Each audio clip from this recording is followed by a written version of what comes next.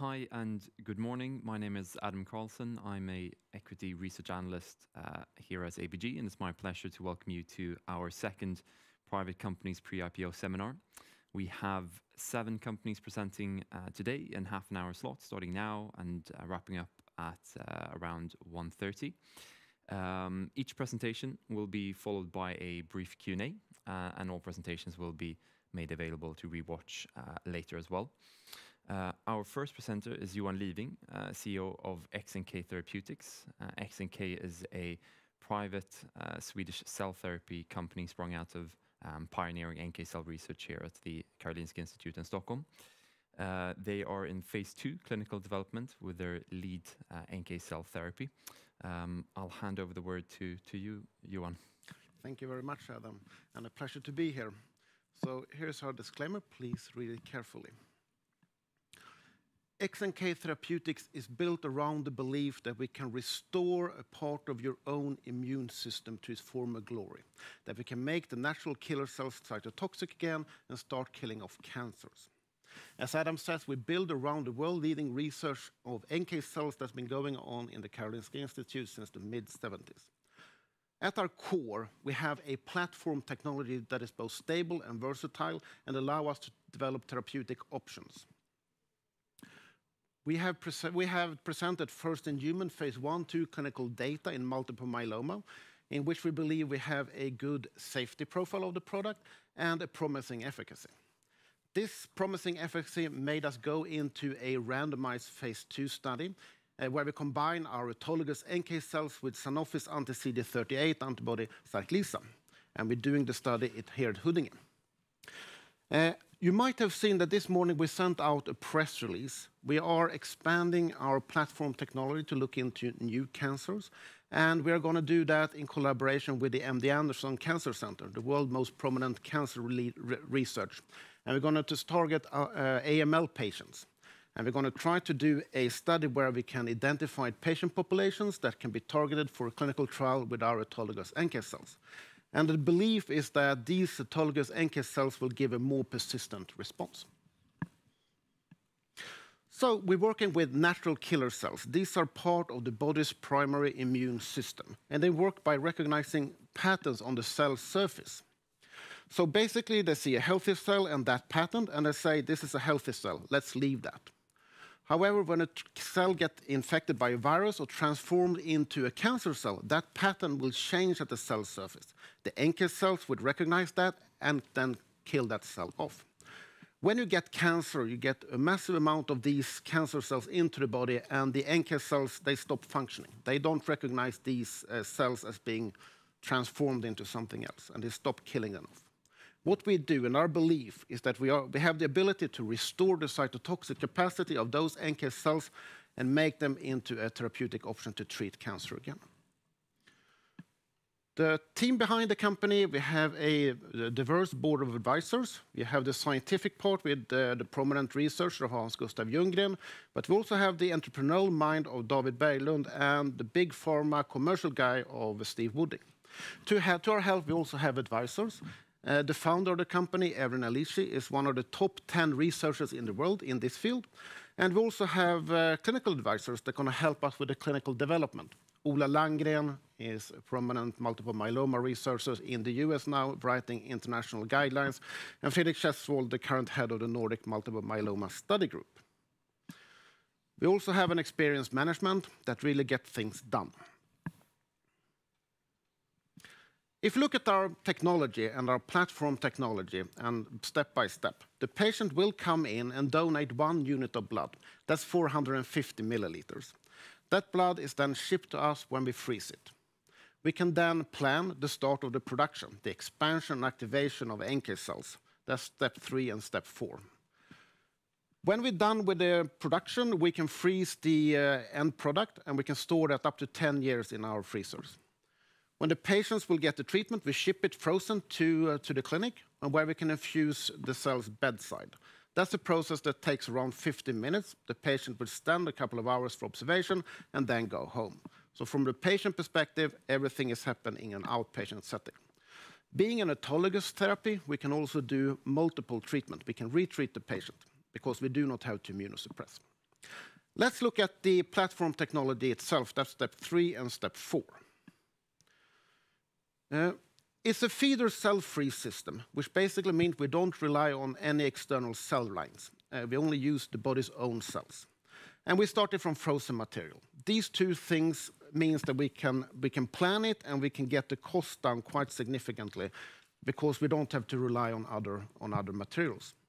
Furthermore, from a regulatory point of view, it's probably an easier path because we don't gene modify these cells either, and we don't rely on any third-line cancer cell lines.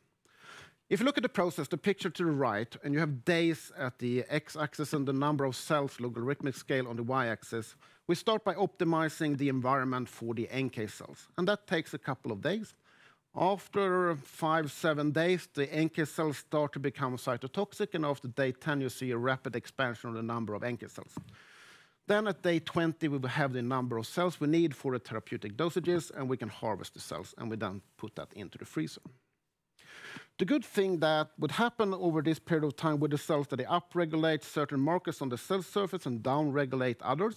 One of the things that they downregulate is the CD38 expression, which basically means that if you combine this with the CD38 antibody, the natural killer cell will not be targeted by that antibody. So what happened in vivo then? Well, if we expose these activated NK cells towards your own multiple myeloma cells and you look at the graph to the left, you see that at day 0, that's the curve at the bottom, they don't kill off any cancer cells. After 5 days, that's the curve in the middle, they start to kill off some cancer cells, and they increase that capacity quite significantly at day 20. But these are natural killer cells. You want them to recognize the differences of a cancer cell and a healthy cell. You don't want them to kill off healthy cells. And that's what you see on the graph to the right. So if you take these activated NK cells and expose them to your own healthy cells, you see that at day 0, they leave them alone, day 5, they leave them alone, and at day 20, they still don't kill them off. So you have a very targeted killing towards these cells that has a change in the pattern on the surface. So we have patented this technology. We have 2 patents, one for the methods of expansion and activation, and one for the treatment of multiple myeloma. We have 2 patents in pending, one for a combination treatment with a high-dose antiviral treatment, and a new patent that we have submitted for our updated process. Over the years, we have also gained orphan drug designation, both in EU and in the US, which would give us market exclusivity at launch. Working with cell therapy, production is always a critical element. Today, we produce for the clinical trials at Cura in Huddinge. The trial is running at Huddinge, so it works well. However, to really facilitate the larger clinical trials, European, global, multi-center trials, we need to build up the GMP facility our own. We started that process in the summer, and we believe the actual construction will be ready after New Year's. When we have the production set up, we will be able to produce to around 100 batches per year, but we can easily scale that up if we need. This will also help us to understand the process and optimize it further for bigger production sites. Being a feeder-free system and also working without gene modification means that the process is relatively simple, so we can get it quite competitive in production cost. So where have we taken this technology then? Well, as I said, we started in multiple myeloma, blood cancer. In the summer, we started to look into different other indications, cancer indications, where it would make sense to have an autologous NK cell treatment and where the conditions are favorable. And as I said, as of this morning, we sent out a press release where we start to look into AML. But there are quite many of those cancers where you have a good fit for an autologous therapy, and the conditions for that technology to work is good. Specifically, we're looking for a relatively low tumor burden, a minimal residual disease setting, and also if you have an antibody using the body's own natural killer cells, called the ABGSC mechanism, like Sarclisa, there's a good fit. We believe that there's going to be synergistic effects.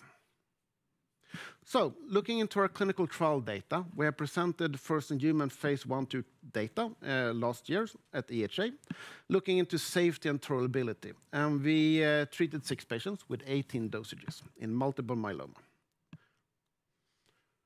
The primary endpoint was safety. We did not see any serious adverse events, which is pretty rare in the patient population like this. The majority of the adverse events were of grade 1, and the majority was unlikely to be related to our treatment. The most frequently reported AEs were shingles. The first 4 patients developed shingles. The good thing about shingles is it can be prevented and even treated. So we gave high-dose antiviral treatment to the last 2 patients, and they did not develop shingles. The other frequently reported AEs were upper respiratory infection, lumbago, diarrhea, headache, and paresthesia.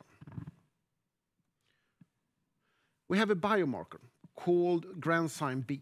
When the NK cells are killing off their target cells, they release granzymes. The half-life of granzyme B is around 20 minutes, so if you can detect it, it's a marker of a killing process going on. And we believe the NK cell then is killing off the target cells. So the graph to the left, you see the levels of granzyme B in serum, and it goes up when you get the dose, and then it declines. And then we give the second infusion, it goes up and go down again. To us, that tells us that the NK cells are coming into the bloodstream and then migrating into the tissue. That's exactly what we like to see. To the graph to the right, at bone marrow aspirates, we have the levels at diagnosis and then 3 weeks after the 3rd infusion. And we can see increased levels of granzyme B in the bone marrow. To us, it tells us that the NK cells have migrated into the bone marrow, where you have the multiple myeloma cancer cells, and there is some killing going on. So what is then the effect of patients? Well, there is a measure for clinical response, basically of the tumor burden. Is called M protein or M component. And where we can measure it, we see a decreased level of that in all the patients. When we look at the bone marrow, we also see a decreased level in the bone marrow. So for us, we see a sign of a clinical response. What matters to the patient is obviously how long time it will take until the cancer will come back. That's progression-free survival. But then also overall survival. How long do I live? And we have reached a median progression-free survival, and that is of 34 months. Good to know 2 patients still haven't progressed after a median follow-up of 60 months. After 60 months, a median follow-up, all patients are still alive. To us then, this was all arrows of the efficacy were pointing into the right direction. We believed this was a safe drug, and we took the decision to go into a phase 2. So this summer, we launched a phase 2 trial, a randomized phase 2 trial, where we combine our autologous NK cells with an anti-CC antibody called Sarclisa, which is an anti-CD38 monoclonal antibody, utilizing these ADCC pathway, the natural killer cells in the body to do the killing. So by adding a large amount of highly activated NK cells, we believe in synergistic effects. 60 patients should be recruited, and the primary endpoint is overall response rate, including a minimal residual disease. A large variety of secondary endpoints and exploratory endpoints. Patients are currently being recruited, and to the right you see some pictures with our staff actually producing the drug for the patients in the trial. Today, 4 patients have been recruited. It was a bit slow in the start, but now the recruitment pace is picking up nicely. During this summer, we also said we're going to expand and look into other indications where it would make sense to have an autologous NK cell therapy.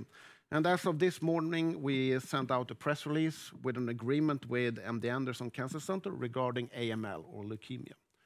MD Anderson is the world's most prominent cancer center, and together we are going to find the right patient population for an autologous NK cell therapy. And when these criteria has been established, we're going to try to take that into the clinic. We believe that an autologous NK cell therapy in the field of AML makes sense because you can get a more persistent response. Your own immune system will not clear out these NK cells. They will be there and killing off these AML cancer cells. So, just to sum it up, XNK Therapeutics, we fundamentally believe in your own immune system, in the NK cells, and our ability to restore that as a therapeutic option. We are built around the world-leading research of NK cells that's been going on at the Karolinska Institute since the mid-70s. At our core, we have a platform technology that allow us to develop therapeutic options for different cancer indications. We come quite far. In multiple myeloma, we are in phase 2, a randomized phase 2, in collaboration with Sanofi and Karolinska Institute and Hospital. And today, we announced a further expansion of this platform into AML. So thank you very much. Questions? Great. Thank you very much, Johan, for that presentation. Few questions, if I could. Maybe a first one, just kind of on the basics of XNK. So you're using NK cells from each individual patient's autologous as opposed to kind of from a universal donor allogeneic NK cells. And just to kind of understand the kind of advantages or potential disadvantages, many people will be familiar with kind of with the benefit of not needing a immunosuppressive conditioning treatment. Maybe explain that a little bit, and if there are any other kind of obvious advantages or indeed disadvantages to either approach. Yeah, that's a very good question. Thank you. So being an autologous therapy, the good thing, as you said, you don't need to immunosuppress the patient because you just put back your own cells. Mm. That also means that you can give repetitive dosages. Mm-hmm. You can maintain and retreat as long as you need. Another potential of being autologous is what we're trying to explore in AML here. Potentially you have a more persistent response because your own immune system would hopefully not be a threat to these cells. They will just flourish within this environment. Another good thing is that this is NK cell biology. You have an optimal licensing of these cells. They will learn to recognize your own cells optimally because they are your own cells. So that's kind of obvious. Another thing that is on the upside of using autologous is that, at least I believe, that the regulatory pathway will be much easier because you don't transplant, you don't use another donor. So I think it's an easier path. That's my personal perspective. Being autologous, using the cells from another individual, of course, has the advantage of you can produce in advance. So, I mean, it will be there when you need it. Mm. And there are certain conditions where that is absolutely needed. You have an aggressive cancer you need to treat now. Mm. But in other cancers, and depending on where you are, well, that need is not obvious. So you can actually wait, and then an autologous could make sense. Mm. Okay, great, thank you. And maybe staying on that point of kind of speed of production and availability and so on, at least initially, the first generation of cell therapy products were kind of hampered by the logistical challenges of creating the cells and shipping them and all of that. It's been a few years now since those therapies were launched. How much has the field progressed, and how much kind of better placed is the healthcare system as a whole to kind of handle the new challenges of a cell therapy? Yeah, CAR T are in autologous treatment as well. And when you launched that first, the hospital was not ready. It was, you need to basically train the hospitals to understand how to deal with it. Mm. But they've done the job now. So I think today, the bigger hospital, they are utilizing CAR Ts and they're quite familiar with the processes. Mm. We have a much simpler process. Mm. Basically, you take a bag of blood and then ship it to us. Today we have 24 hours until it has to arrive to us. We're trying to expand that further. Mm. So that is one thing. But at the end, for our process, we can freeze the starting material. That means we can schedule production. Mm. So we'll have everything within our control. Mm. And then, of course, when we ship it back, it's also frozen. And we have 10 years of stability, so we can basically store it for a long time if needed. Mm. Okay, no, interesting.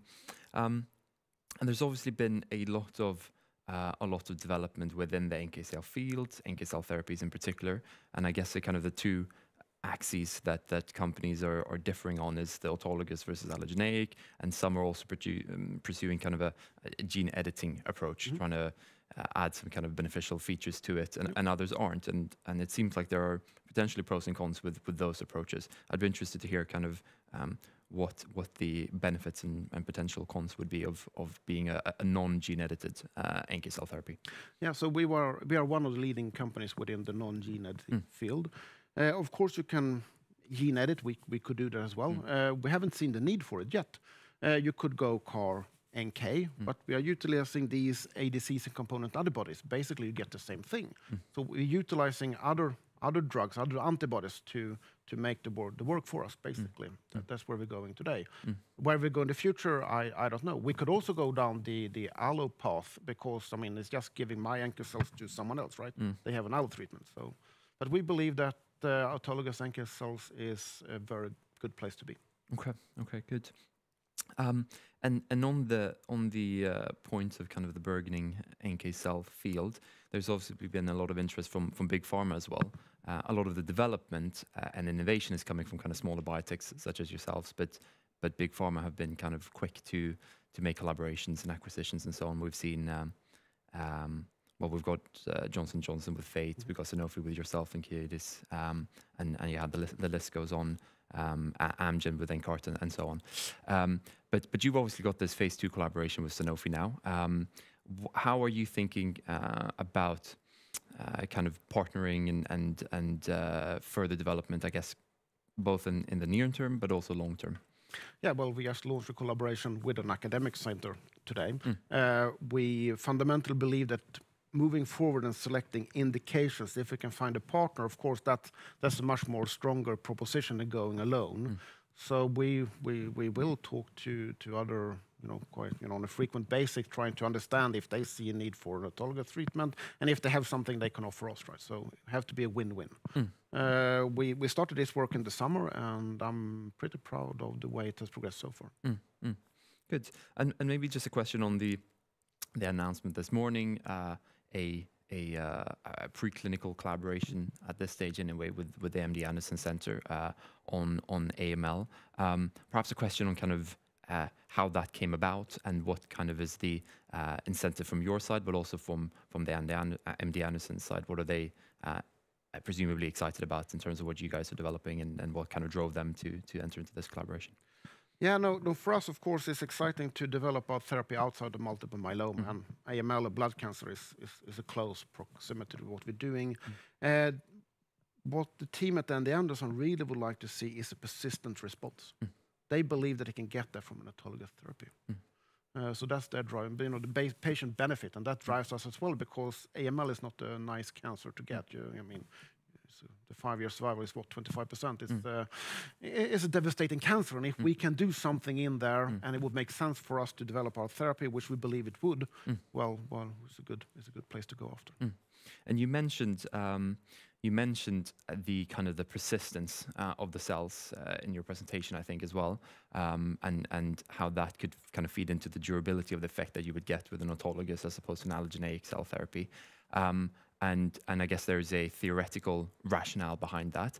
Is there, what have we seen in terms of clinical data so far that would suggest that sustained effect may be an issue with allogeneic? Has there been much data on that so far? Yeah, there's coming out some data, clinical data, where the belief was that you have a shorter persistence that you would expect. So there are some, but they are very, very early on. They came out some clinical data, phase 1, from an autologous company in lung cancer, I think it was a month ago, where they combined with another antibody in lung cancer, and they show a PFS of 9 months compared to the antibody alone of 2 months. So a dramatic effect. So the combination of an autologous therapy with an ADCC-competent antibody seems to be a very, very, very good fit, and that's what we're trying to look into now in multiple myeloma. And we'll probably find other sweet spots for that as well. Good. And maybe just a final question. You're obviously an unlisted company. What can you say about kind of your cash position, funding needs, and plans going forward? Yeah, well, we took in 64 million Swedish krona in, I think it was in April. So we have sufficient funding right now. Where we're going to go in the future, of course, no one knows. It depends on the market climate and what happened with the company. But what I can say is I'm very proud of the pace we currently have within the company, the deliveries that we've done. The management team, as I said, we are a great team, and we can get things moving. Okay. In the interest of time, I think we have to wrap up there. Thank you very much for an interesting presentation and Q&A, Johan. Thank you very much. Okay, good. And I'll pass us back and over to the next presentation in just a few minutes.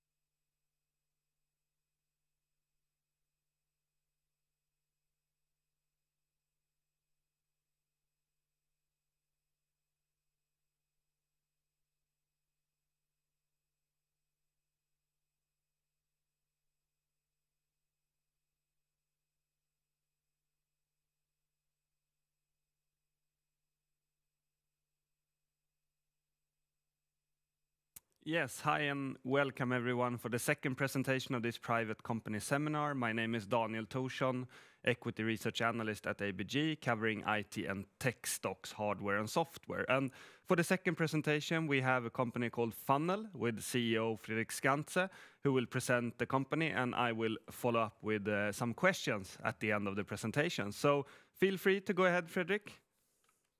Okay, great. So welcome everybody. If you could please go to the next slide. So let me give you just a very quick overview of Funnel before I start, and I'll spend a minute presenting myself as well.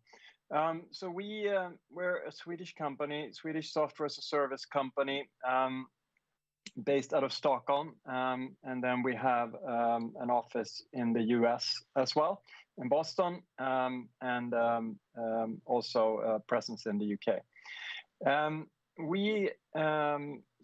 would say what makes us stand out in Sweden is we really are a true software as a service company, 100% recurring revenue. We operate globally. So about 40% of our revenue is in the US, and only 12% are from the Nordics. The rest is mostly the rest of Europe. We are at about just north of 200 million Swedish crowns in annual recurring revenue, with rapid growth. So growing just north of 60% this year. We're about 1,200 customers, almost 1,300 customers. And we have raised a total of $120 million in venture capital. My background is I am Swedish, based out of Stockholm. I spent about 12 years in the US. I studied engineering at MIT. I did my MBA at Stanford, stayed in Silicon Valley and worked in enterprise software there for 5 years. Then I went to London and I started an e-commerce company there. I grew that for about 7 years before returning to Sweden, which is where I met my co-founder, Pelle. And he had worked for about 6 years building one of Sweden's first true sort of digital marketing agencies, working with Google and Facebooks and the likes. And we then started what eventually became Funnel. Okay, if we go to the next slide, just another note about the company and where we are in our stage. So we just in October completed pre-IPO financing of 578 million Swedish crowns, where we announced that we are going to take the company public on the stock exchange in Sweden over the next sort of 12 to 18 months. So that's sort of the stage of where we are. So now a little bit into the details of what Funnel does. So you could say Funnel, we operate in the intersection of two markets. One is digital marketing. Digital marketing is around $400 billion industry, growing at 17% per year. So it's a huge market and still very quickly growing. Mainly because of the shift from digital from offline to digital. And then the other thing we deal with is data. And data, of course, is a really large and very quickly growing market as well. Now, if you go on to the next slide, so the really big shift in our industry is the shift from offline advertising to online advertising.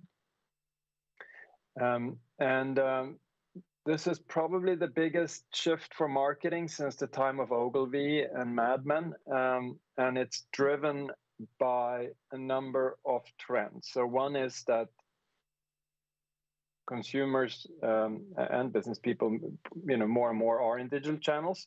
That's where the brands want to reach them. But also the performance of online marketing with its measurability is much higher than offline marketing. So when we started building Funnel, it was only about e-commerce companies and sort of gaming companies that really cared about spending big budgets online. But now this year, 60% of all advertising is online, and in some of the mature markets, it's including going up to 70%. And the result of that is that now essentially almost every company is going through this shift. And it's actually really good because for the first time, marketing can be accountable for driving results, real results, and actually ultimately real revenue. And it's great for marketing because they can actually then, get more budget if they can show the results. But you have to be able to measure. And to do that, you have to have the right infrastructure in place, and that is what Funnel supplies. If we go to the next slide, and actually when we speak to marketers, even digital marketers, they are struggling. I love to ask them the question when I sit across them in the room, what happened today?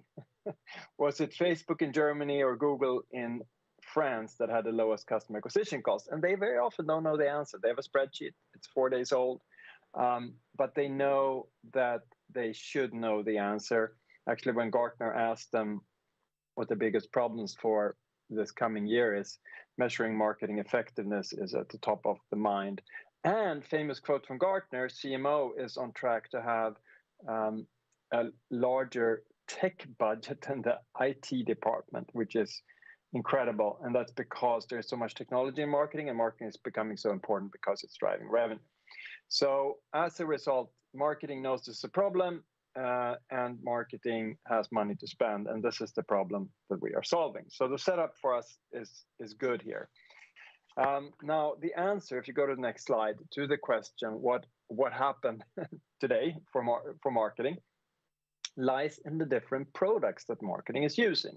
That could be online advertising channels, it can be social media channels, it can be website analytics tools or mobile analytics tools, it can be CRM system, payment systems, call tracking systems. There is a plethora of these systems that products that marketing is using, and that number keeps increasing. In fact, if you go to the next slide, there are now 8,000 different marketing tools and products.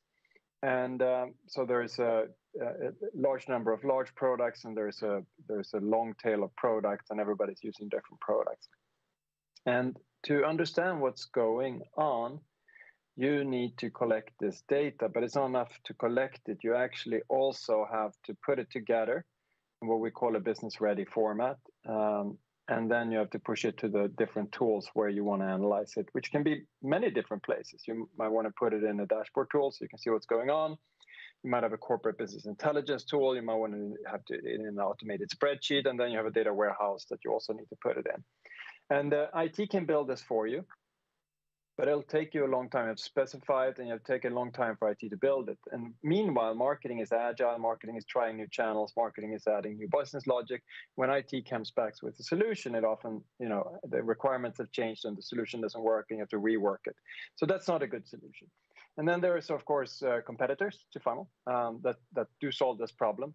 Now, they tend to be very technical, so they don't. Marketing cannot work with them directly.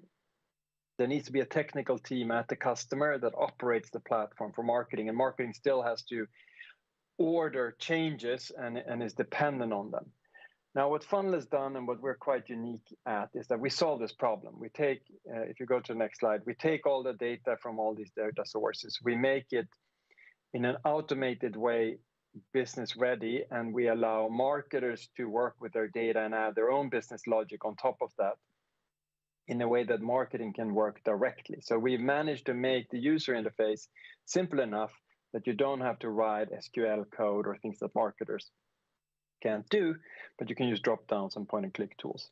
And then marketing can push it to their different destinations where they want the data. And we are truly a platform. It's not sort of a pipeline where we pipe the data to one of these platforms or one of these data destinations, but you can put them into many destinations. If you want to add a new data, we store all the historic data, all the business logic. If you want to add a change destination or add a new destination, after a while, you just press a button, all your history goes there.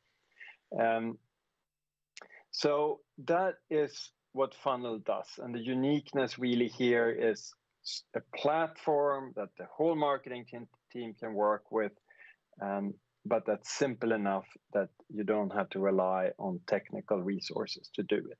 That is Funnel.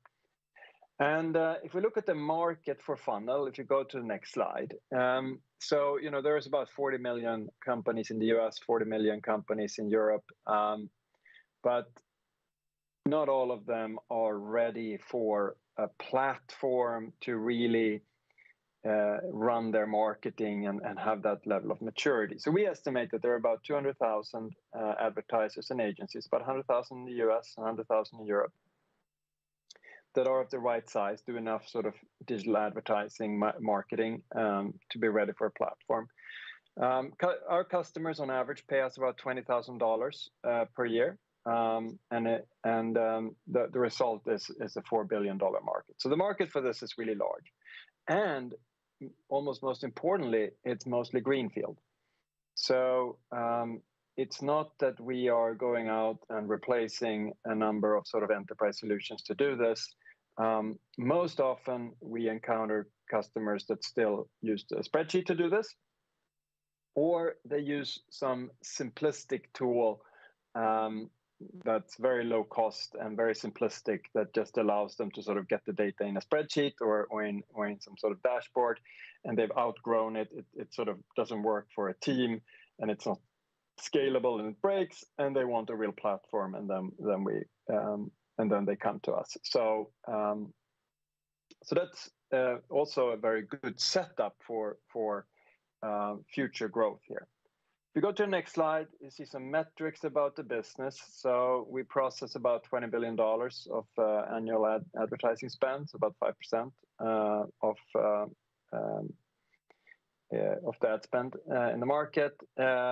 We have a true platform. So there is so many, as we talked about, there's so many different types of data sources. So we process about 550 different types of data sources for customers, and they have about 200,000 individual data sources set up on those data source types. And terabytes of data imported and billions of rows exported every day. So it's real scale. And you see some of our customers on the right hand side here. We like to think of ourselves as a mid-market company. We sort of have a mid-market sales process.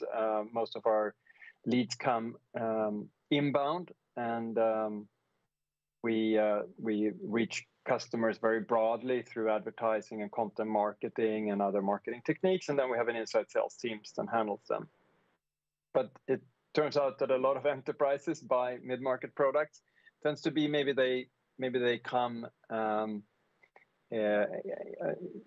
a certain country or as part of one of their brands, and they purchase funnel, and then we have a very strong sort of upsell motion or land of expand sales motion, where that part of the business likes funnel, and they start using it, and then it starts sort of spreading in the organization, and then we have many of these sort of enterprise types companies using us globally for their marketing. And if you go to next slide, so we feel like we are quite differentiated in what we do, and it's marketing and marketing data is a really big market, and we have focused, as we said, on the mid-market. We have the most extensive library of high quality data connectors.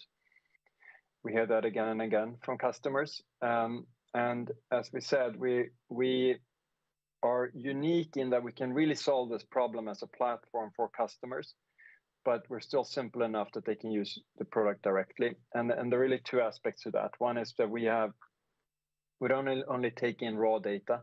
Raw data, there's so much of it in like a connector, like a Facebook. There are 700 dimensions and metrics and millions of rows of data. And similarly, Google Analytics, and there's so many of these, Salesforce.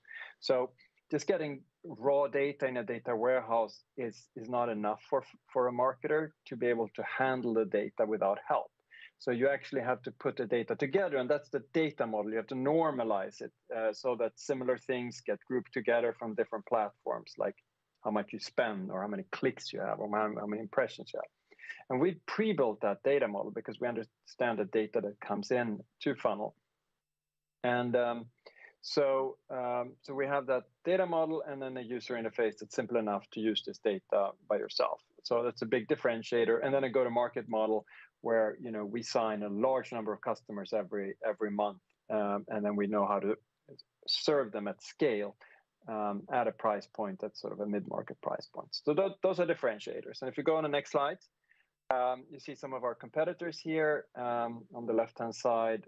You do see a company that actually, Supermetrics, that's a Finnish company that actually does provide a platform that the marketers can use directly. Sorry, they don't provide a platform. They provide more of a simplistic tool that marketers can use directly. And it's one of the tools that we often replace. But it is a tool. It's not a platform that you can broadly use. And then on the right-hand side, you have some of the competitors that are a little more sort of enterprise ready, that have a real platform, but they tend to be quite technical products that are hard for marketing to use directly. So what differentiates Funnel here is that it is a platform. It can be used by a whole team, and it's simple enough that marketing can use it. And we've been recognized by Gartner as a cool vendor in last year. Okay, if you go to the next slide. So this shows the result of all this, which is our revenue growth. So we have had strong revenue growth since the start of the business. And you can see there was a little slowdown as COVID hit for about 6 months. But since then, it's really taken off again. And we anticipate to continue with the strong growth. We see a really large global market, and while we have competition, we are quite differentiated, and we feel like we have a good opportunity to capture a large part of the market. And to do this, we've also built a strong team. So we have a team that actually really knows both software as a service and marketing. So we have 3 people building product: our CTO, our chief product officer, and our chief design officer. Then we have a revenue team in our chief revenue officer and my co-founder, who's CMO. And then a corporate team now helping to scale the business as we sort of move into becoming soon 300 people. Okay, and we have also a board that supports us, which are mainly our investors, and they're all exclusively focused on software as a service investments globally. So Saranga comes from Boulderton, and Alston and Gaurav come from the European and the US arms, venture capital arms of Fidelity. And the US team is based in Boston, which is where we have our office in the US, which is a really good fit for us and help. And Rebecca, Mikael, and Magnus are also focused on software investments.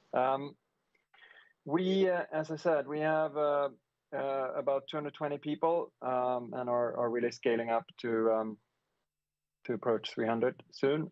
We have 2 large offices, one in Stockholm, where we do all our development and have our head office, and then an office in the US, which handles in Boston, which handles all of the US sales and account management and support and operations. And then we're starting to establish a presence in London as well.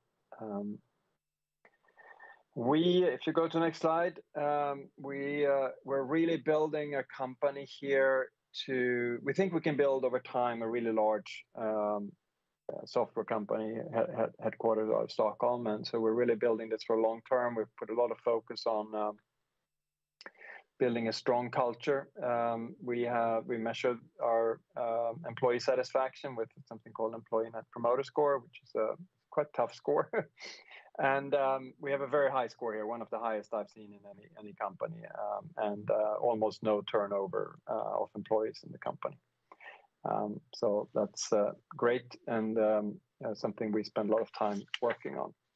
So with that, I'm done with my sort of prepared remarks, and I'm happy to move over into the Q&A section.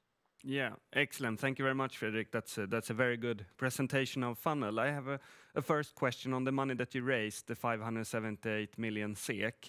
What is the use of proceeds, and how does your path to profitability look like as of today? Yeah, that's a good question. So our main costs. So we operate at about 86-87% gross margin currently. So our cost base is really our employees, and you can really split them sort of in three parts. It's product design and development, which is on sort of one side, and then it's sort of the go-to-market, which is marketing, and the revenue teams, which is both sort of sales and sort of account management and upsells, and then you have sort of the corporate stuff that we need to keep the ship running, and we're really looking to scale these in proportion, and we have really strong growth, and to continue to ensure that we continue to have that growth both next year and the year after. We're really now investing not to get growth next year, but actually the year after. We are investing. Our view is the following. So we raised this money here, and then we're going to do an IPO, and we'll raise capital in the IPO. And we foresee, so we're currently not profitable, and we foresee to use this capital that we are raising, both the capital that we have raised now and the capital that we're raising in the IPO. But we don't foresee needing any additional capital. We foresee that to be a fully funded business plan, and then the company eventually going to profitability. Yeah, that's clear. And you elaborated on the market very well, with lots of potential customers that you could gain. What is the current share of wallet with the existing customer base today, you would say? And when you say current share of wallet, what do you mean then? I mean, the $20,000 that you have on average revenue per customer, could that go up by 2 times, or could it go up even more? Could you grow with your existing customer base for quite some time? That's a really good question. So we currently get about 40% of our new revenue every month from upsells. So we have very strong upsells. So we are growing. We are growing revenue from our existing customer base continuously, and that continues. And our average revenue per customer has increased sort of year on year, and we have a strong track record of that. And over time, I think we will continue to do it. We're also quite happy with $20,000, and quite keen to acquire new customers. So we're sort of balancing that, I would say. Okay, that's good. And it sounds like you have a positive net retention, i.e. above 100%, and quite a low churn rate. Could you elaborate on those figures? Yes, yeah. So we have a net revenue retention of about 112%, meaning that our existing customer base, even though some churns, it grows 12% in a year, which is of course great, because then we can add new customers on top of that to get our growth. Can you say something about the churn rate in 2020? Did you see any COVID impacts there, and what is the churn rate today running at? Yeah, so we did see an impact of churn. So because we sell to marketing mainly, we like to sell to marketing. When COVID hit, marketing budgets were slashed, and the budget we were part of was slashed. So our new business intake halved, and churn doubled. So we did see an impact. But now we're past that, and actually our churn numbers are as low as they've ever been. Gross revenue churn, including down sales, are about 10% in a year. So 90% of the revenue sort of gross stays. Yeah. Okay, that's good. My final question is on the market dynamics. Obviously, you are driven by messy, siloed data that needs to be compiled into standard format or into ease of use, which you offer your customers. how is the market developing in that sense today? Is it being more or less standardized today versus a year ago and in the future? And then to follow up on that one, we saw a year ago or 2 years ago now that Salesforce acquired Tableau, and we saw some vertical consolidation in the value chain. Can you say something about the market dynamics on that sense as well? That's a good question. So yeah, so we are so you could say, okay, real like digital advertising, there is some concentration with respect to Google and Facebook being large players and sort of accounting for, you know, depending on which market, maybe 60%. And you could think that that's very consolidated, but actually we're seeing quite the opposite. What really our business is driven by is the complexity of the data that our customers have, and that's primarily driven by the number of data sources they have and the number of types of data sources and number of sort of accounts or data sources within those types of data sources, and that is increasing every year as there are more marketing products that are being used in the stack by customers. So that trend is really favorable and going really well, and it's just becoming more and more complex and harder to deal with manually.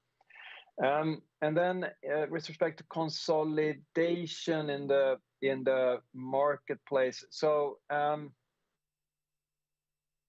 we haven't really seen that. So Salesforce bought Tableau, but Salesforce wasn't the player in the visualization space before, so that didn't really consolidate anything. Now, Salesforce bought a competitor of ours, which was in the enterprise space, which is called Datorama.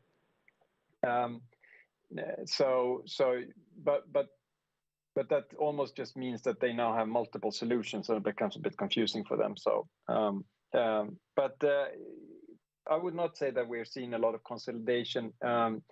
It is more so that there are more and more solutions. It used to be it was just the big cloud providers providing data warehouses, for example, like Redshift for Amazon and BigQuery for Google, and then you have Microsoft Azure. But now you have Snowflake, and then you get things like Databricks and other around it. So it actually seems more like it's fragmenting, and that also plays into us. I see. That's very clear. We'll have to end the session now, Fredrik. Thank you very much for a good presentation on funnel and the good responses to my questions. And thank you everyone who listened in. Have a good day. Bye.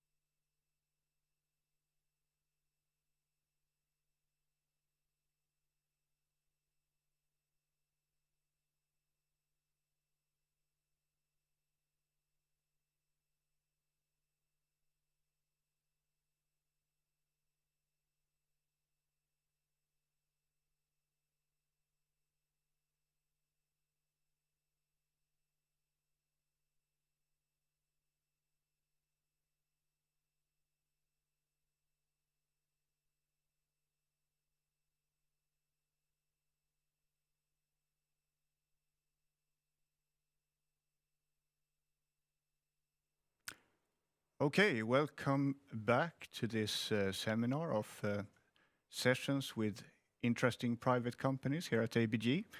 My name is Anders Hidborg. I'm the sector analyst for capital goods. Very happy to have Magnus Eriksson with me, founder and CEO of Eshandia, which is a leader in battery and fuel cell energy storage for marine applications. So please, Magnus. Thank you, Anders. Thank you for allowing me to present today. My name is Magnus Eriksson. I have a broad history within the Swedish Navy business. I've been working 20 years with submarine development, and in parallel started off Eshandia some time back. And it's just quite recently that we feel that in general terms that the electrification market for maritime has really kicked off, and we're in a very good position to reap benefits from this development. And Eshandia has taken a lead position in this electrification transformation, in where we see ourselves as market leader for high power batteries. So I will give you a presentation to what we stand for, what we offer today, and where we're heading into the future. Okay. So in general terms, we're part of this mega trend regarding electrification, and we're focusing on the maritime space, and it's very much cohesive development right now, where from regulatory space down to industrial level, everything points in the same direction. And to give you an example, EU presented the new climate plan this summer, a proposal for a new climate plan called Fit for 55. And for maritime, it's a huge thing because it's the first time in history where shipping is included in a tax redistribution system. So all ships entering into EU waters will be taxed if you're running on fossil fuels, and it will be to the benefit for battery-driven ships and fuel cell-driven ships. So this is one example of a key driver for us, and I think this will gain momentum for our business. Historically, Eshandia has been focusing on battery electric ships alone, but we're now adding fuel cell to our offering. And we are in the space of being market leader for battery supplies to this electrification market, and the intention is to now take the same position in combination with batteries and fuel cells. Just to give you an idea about where we are in the transition, this is a DMV illustration from this summer, illustrating how far have we come in terms of the transformation in the shipping industry. And I don't know if I can't really use my pointer here, but in the left graph is a representation of the number of ships in the global fleet in operation today who are using some kind of alternative fuel. And you can see that the battery part is only 0.3% of the total fleet. So 0.3% of all ships sailing today have some kind of battery installation on board. And if you look in the rightmost graph, that represents the distribution of alternative fuels for ships currently being built. And you can see that the uptake there is about 3.85% of the number of vessels now being designed or built right now has batteries. And if we look at Norway as a prime example, as a lead example, leading the transformation into the green maritime domain, there's not one single ship being ordered in Norway right now without having a battery installation on board. So you can see the trends here with some lead examples where it's all about batteries, regardless of ship type. And you can see the division here on this the ships being built and the number of ships in operation. That is a clear trend. And if we assume that the rest of the world will follow Norway's example, there's a huge growth potential here, a lot of work to be done. That's the key takeaway there. So, as I explained initially, we feel that the winds are blowing in the right direction and Eshandia is taking off as a business. We have a fundamental good offering in the market. We're competitive and we have won a number of globally renowned important contracts. We are involved in the establishment of the biggest fleet of electric commuter ships in India. It consists of almost 100 electric ships. We supplied for the 23 first ships, and hope to win the next phase of that contract, which consists of 55 electric ships. We have a good, long-lasting relationship with Damen shipyards, in where we have supplied for a number of electrification projects together with Damen, and we see an increased demand from customers such as Damen and global system integrators such as Siemens, for instance. We've also been rewarded with a number of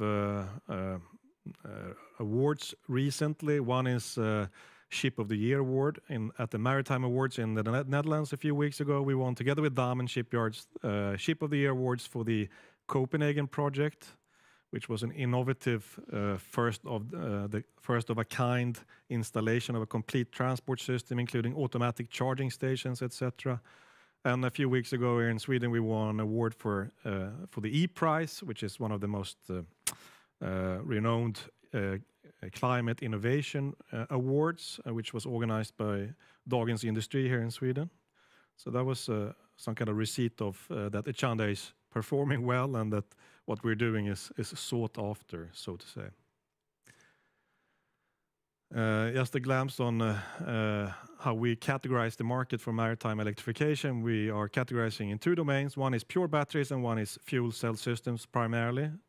But when supplying fuel cells, that means for Echanda that we're also supplying batteries.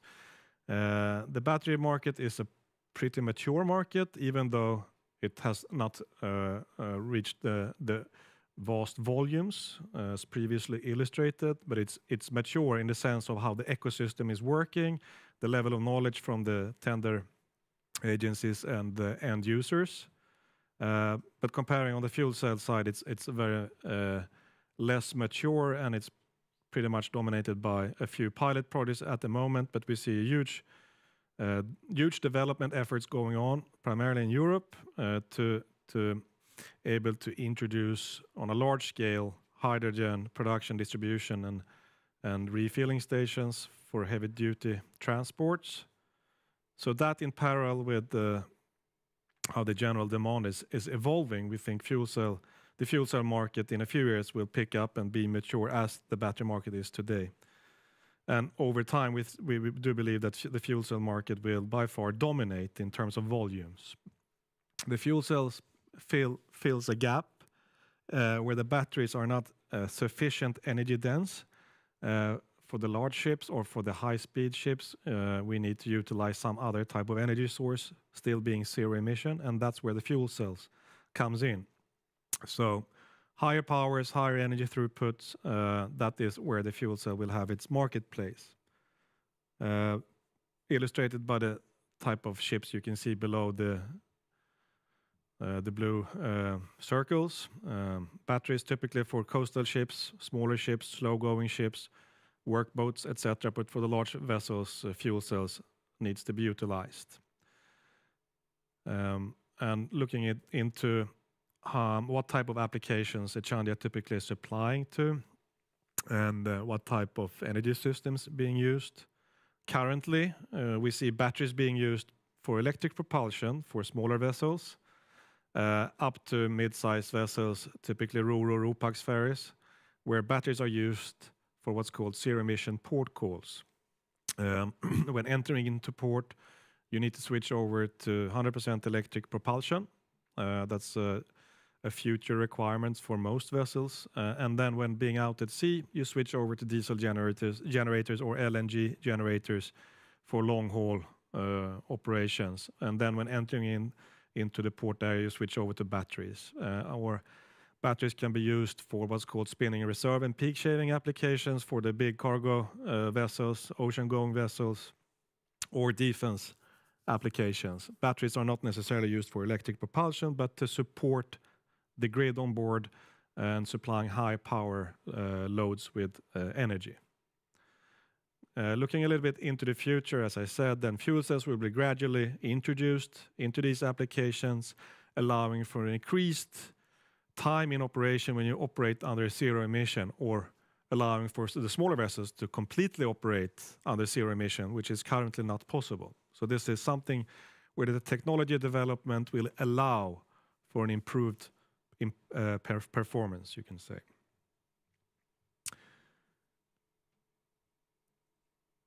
I'll move on.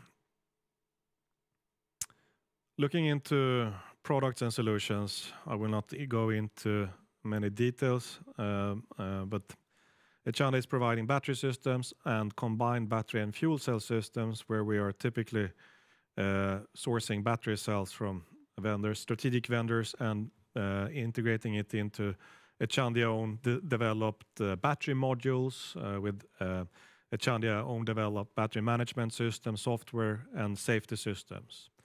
And we're only using one particular battery chemistry called lithium titanium oxide cells, which gives us a unique characteristic. It is by far the safest battery chemistry available in the maritime market.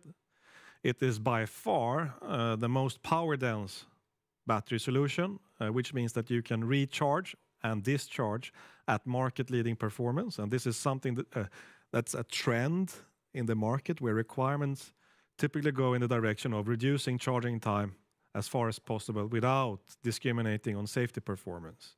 And here we have a unique position, what we offer in the market, both in terms of high safety and possibility to supply high power capacity. And typically what dimension a battery system is the power absorption or power delivery capacity and lifetime, and also the safety aspects. And combining these three type of requirements gives Echanda a unique position in the market, where we see that we have an enormous competitive edge towards the more typical NMC battery providers, where our footprint can be as low as 50% lower. Our battery installation can be up to 50% smaller than the competitor and still deliver the same performance. So it's a pretty astonishing offering, actually, comparing with what is out in the market. So that's the key takeaway. We also, because of some principal characteristics related to this titanium oxide battery, in terms of long-term stability and reliability, our battery system is typically as safe in day one in operation as 10 years down the line, while competing technologies do build up some internal uncertain characteristics internally in the battery cell, which means that the battery cell is increasing the risk exposure for the operator. You don't know how exactly, it's hard to measure and quantify the risk exposure in cheaper types of energy batteries. What we do know is that what we offer has the same principal characteristics all the way through life, which is a safety benefit and reliability benefit. So, looking into the value chain, where is Echanda in this? I previously mentioned that we're not manufacturing battery cells or fuel cells ourselves, but integrating from cell level up to system level, including all the auxiliary system required.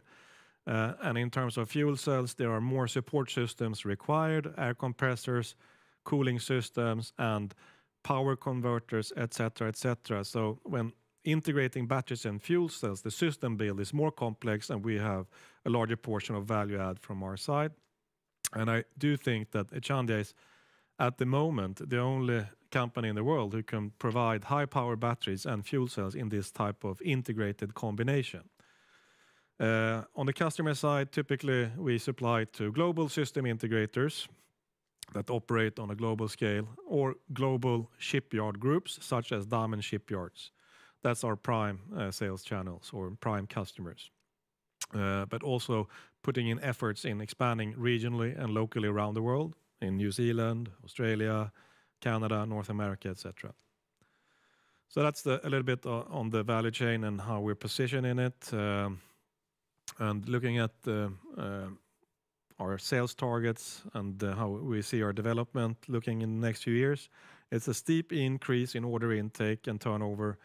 And one major growth factor for this is the growth into the larger ship segment, where the requirement for larger battery systems is obvious. So typically or historically we see for smaller vessels the requirement on the battery installation being quite modest or smallish, where we have a battery contract per ship, maybe in the order of magnitude, say 500,000 euros for a small ship, but we see typically at least an order of magnitude of 10 larger now per ship installation. So it's more like in the region of maybe 5 million euros worth of batteries per ship.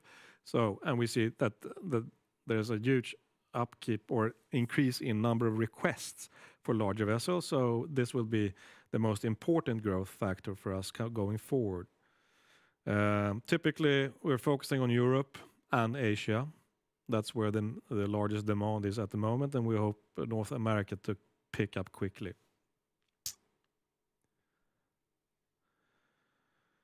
So, Achandia has been pioneering in this electrification of the maritime market for some years, and we've done some impressive projects all around the world. And we do have clear ambitions to strengthen our position in being able to be market leaders for all maritime application in supplying zero-emission solutions. And one example is this year we agreed with a Stockholm customer to deliver the biggest hydrogen system for the fastest hydrogen-driven passenger ferry in the world. This is a 30-knot hydrogen fuel cell-driven passenger ships, in where Achandia is supplying a 1.2 megawatt fuel cell system for this project. The project will be launched, or the boat will be launched in 2023, and we're supplying our system to the shipyard end of 2022. So this is a prime, interesting example of yet another one of these world's first type of projects. To summarize Achandia, we're working in the field of an extremely rapid growing market for ESS solutions for the maritime space. We have a very interesting product pipeline. I have not explained so much about R&D and product roadmap, but we do have product launches coming out during 2022 and 2023 that will allow us to be the default supplier in the maritime market for zero-emission solutions. It will also allow us to increase our gross margins as we increase sales and improve product performance. We do see that our lithium titanium oxide battery system is the only allowable battery chemistry to be used on board, which is driving the number of requests in our direction. That's an interesting development or an interesting trend. We do work closely with our suppliers and manufacturers to further improve performance and improve our commercial competitiveness in terms of pricing. So not just technical performance, but also commercial performance is being improved as we go along. And preparing also to meet the market growth in terms of production capacity. So in all areas of our organization, we're improving capacity to take on this improved demand we see in the future. And we do have a number of substantial quotes out in the market, up for final negotiations in the next few weeks. So I'm very much looking forward to close this year on a happy ending with having met our sales target for this year. So thank you everyone for listening in, and I'll open up for Anders' questions. Yeah, sure. That sounds like an exciting end to the year, certainly. We'll look forward to following the news there. Can we talk a little bit more about perhaps your position in the value chain and the barriers to entry and the competitive situation? You are obviously, a front runner here. You buy the battery cells, you design the modules, you design your battery management system. But what is there to stop one of the big systems integrators or a new competitor from basically doing the same and starting to eat away at the market? Yeah, well, we do work with a number of system integrators that have their own battery production capacity in-house. That has not stopped them to request our battery solutions, because we give them a better competitive edge when they're using our batteries instead of their own. That's one example where our continuous effort to develop the products, fine-tune the products, and improve performance, price performance gives us, we give the customer a benefit by using our solutions. And then we're on the supply side discussing how to strengthen our strategic collaboration with certain strategic suppliers, which will be announced next year, how we can increase in a mutual interested setup, increase market exploration, and improve Echandia's integrity as a maritime supplier. So in all aspects, all over the value chain, we're increasing Echandia's long-term sustainable position, I would say. And we're doing it formally and informally in a few different ways.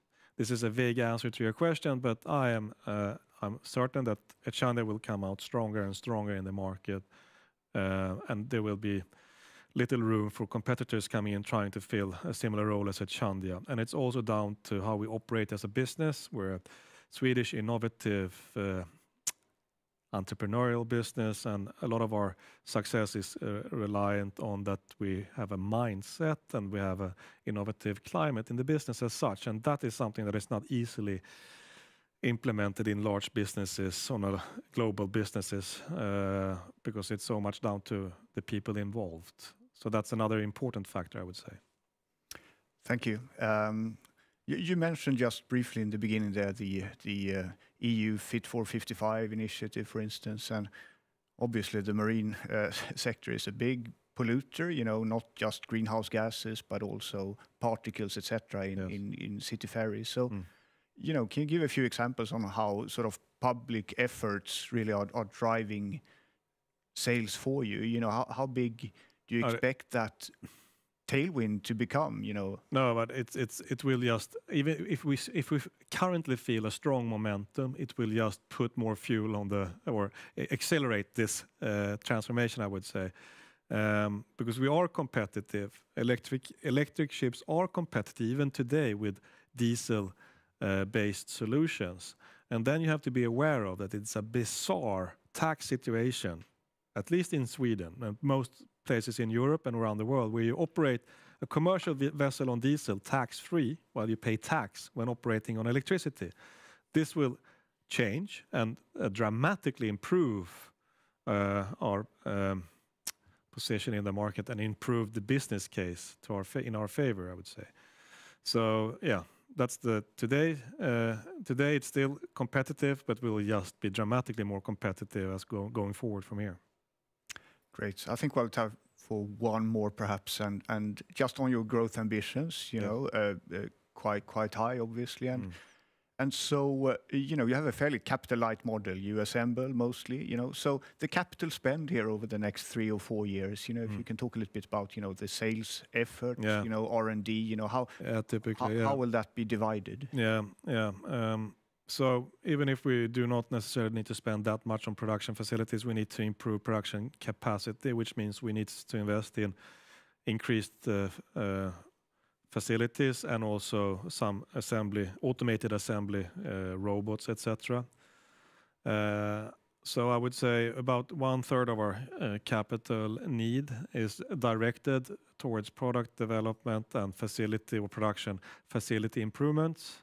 1/3 for commercial efforts, marketing and sales. This is a pretty conservative marketplace where not everyone is present online. We need to have boots on the ground in various places of the world. Our customers are not on LinkedIn or Facebook or whatever it may be.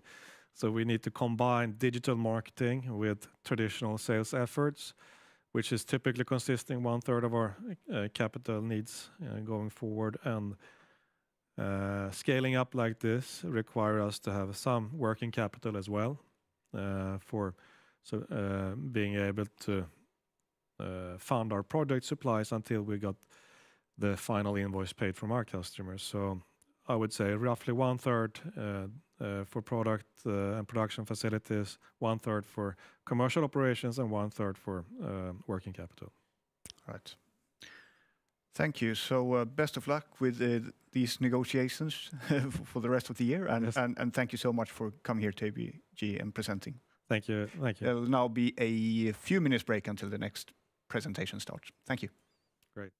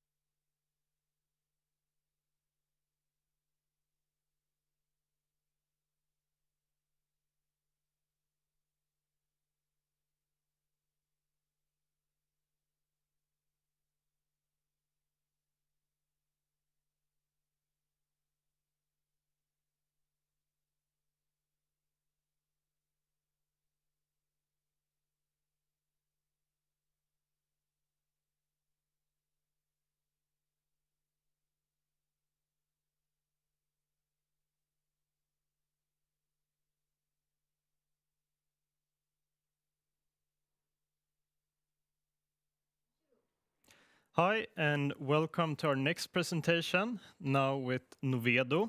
And presenting, we have CEO Per-Johan Pelle Dahlgren. Myself, my name is Max Bacco, and I am an equity research analyst here at ABG within industrials. And with that said, please go ahead with the presentation. Thank you. So I guess we have the, yes. So my name is Per-Johan Dahlgren. I'm CEO for Novedo Group, and I have background from industrial companies. I was 10 years within AQ Group, which is a small manufacturing industry group consisting of quite a large number of companies. And I was 5 years based in China. In the last 2 years, I was CEO for the AQ Group. And during 2011-2018, I was the CEO for St. Erik's Group, which is a producer and manufacturer of concrete prefab products, and it's a former carve-out from Skanska and Peab, and at the time owned by several different private equity companies. So I have background from manufacturing industries and quite large experience from acquisitions within these areas. And Novedo Group then, we are an industrial group and an M&A compounder. We have so far 11 companies in this group, and we are targeting small and medium-sized entrepreneur-led companies.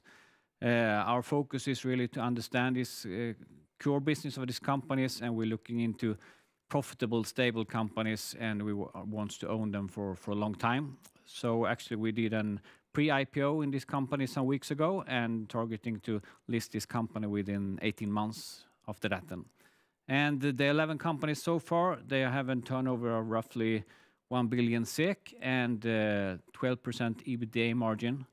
Fantastic history of 11% CAGR the last 10 years and total 650 employees. And on the right-hand side, you can see some of our in the management team, and the mid-line is the board of directors.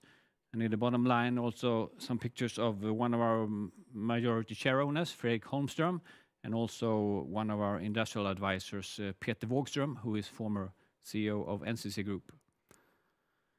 And coming back to our founder, so this company is founded and majority owned by Said Esmailzadeh, who is a serial entrepreneur, and he has founded a numerous number of companies over the years. For example, Diamorph and also Stiptech, which is now on the large cap list. And also in the ownership, we have then Fredrik Holmström, which is founder of Magnolia Group. So we have some really strong entrepreneurs in the owner structure, and also, yeah, it's a strong position for us when targeting companies to acquire to the group, that we have entrepreneurs owning this company. And here we can see a picture of the companies. We have then 11 of them. They are between Gävle in mid-Sweden down to South Sweden and Malmö today. I would say all of these companies, they have quite long history. They are stable companies, have had stable profitability. They have some kind of unique niche in their offering.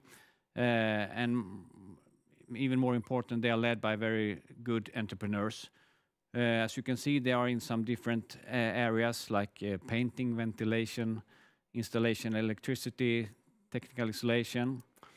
And the first acquisition was made in January this year. And since then, we have then made these 11 companies over the year.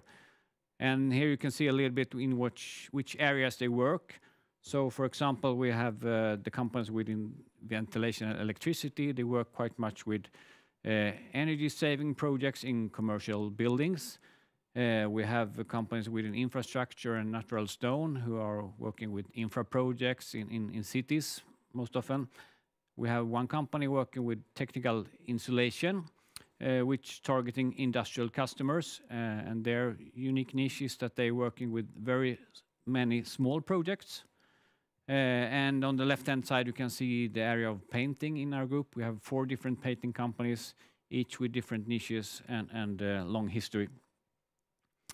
And this picture then shows also the, as I mentioned earlier, the financial performance going back 10 years. So fantastic CAGR, 11%, but even more important, they have had a stable profitability of roughly 11% over this time. So we think this shows that these are high-quality companies we have acquired to the group, and yeah, we're quite happy with this background for this company group. And when we're targeting new companies, we always get the question, how many companies can you buy? And we think still there are enough companies for Novedo. This is out of Sweden. We have carved out roughly 7,500 companies, which is somewhere in our scope. So for sure, we believe there are still enough good companies that we will be able to acquire and that can join Novedo Group going forward. And when we find companies, we work quite much with our own private networks. In addition to all the companies that are now in Novedo, they recommend their friends or business partners to join Novedo Group. So that is also a very good channel for us to find good niche companies. And in addition, of course, we do our own market research. We work with the financial brokers, but we are quite selective on what kind of processes we want to join in that case. And we're looking for, as mentioned, strong companies led by strong entrepreneurs. They should have a financial track record. We are not looking into any kind of turnaround companies at this time. And typical size is between 50 to 500 million SEK in turnover. And we want to have them on a profit level of at least 10%. And so far we have acquired companies on the EBIT multiple between 5 and 7. Actually, exactly 5.7 is the average. So yeah, basically we're looking for strong companies in this range. So as we are an M&A compounder, we are very active in this field of building our pipe, so to say. So this picture shows in the bottom the 11 already acquired companies, which stands for 115 million SEK in EBIT. We are at the moment in due diligence phase with 3 other companies with additional 56 million EBIT.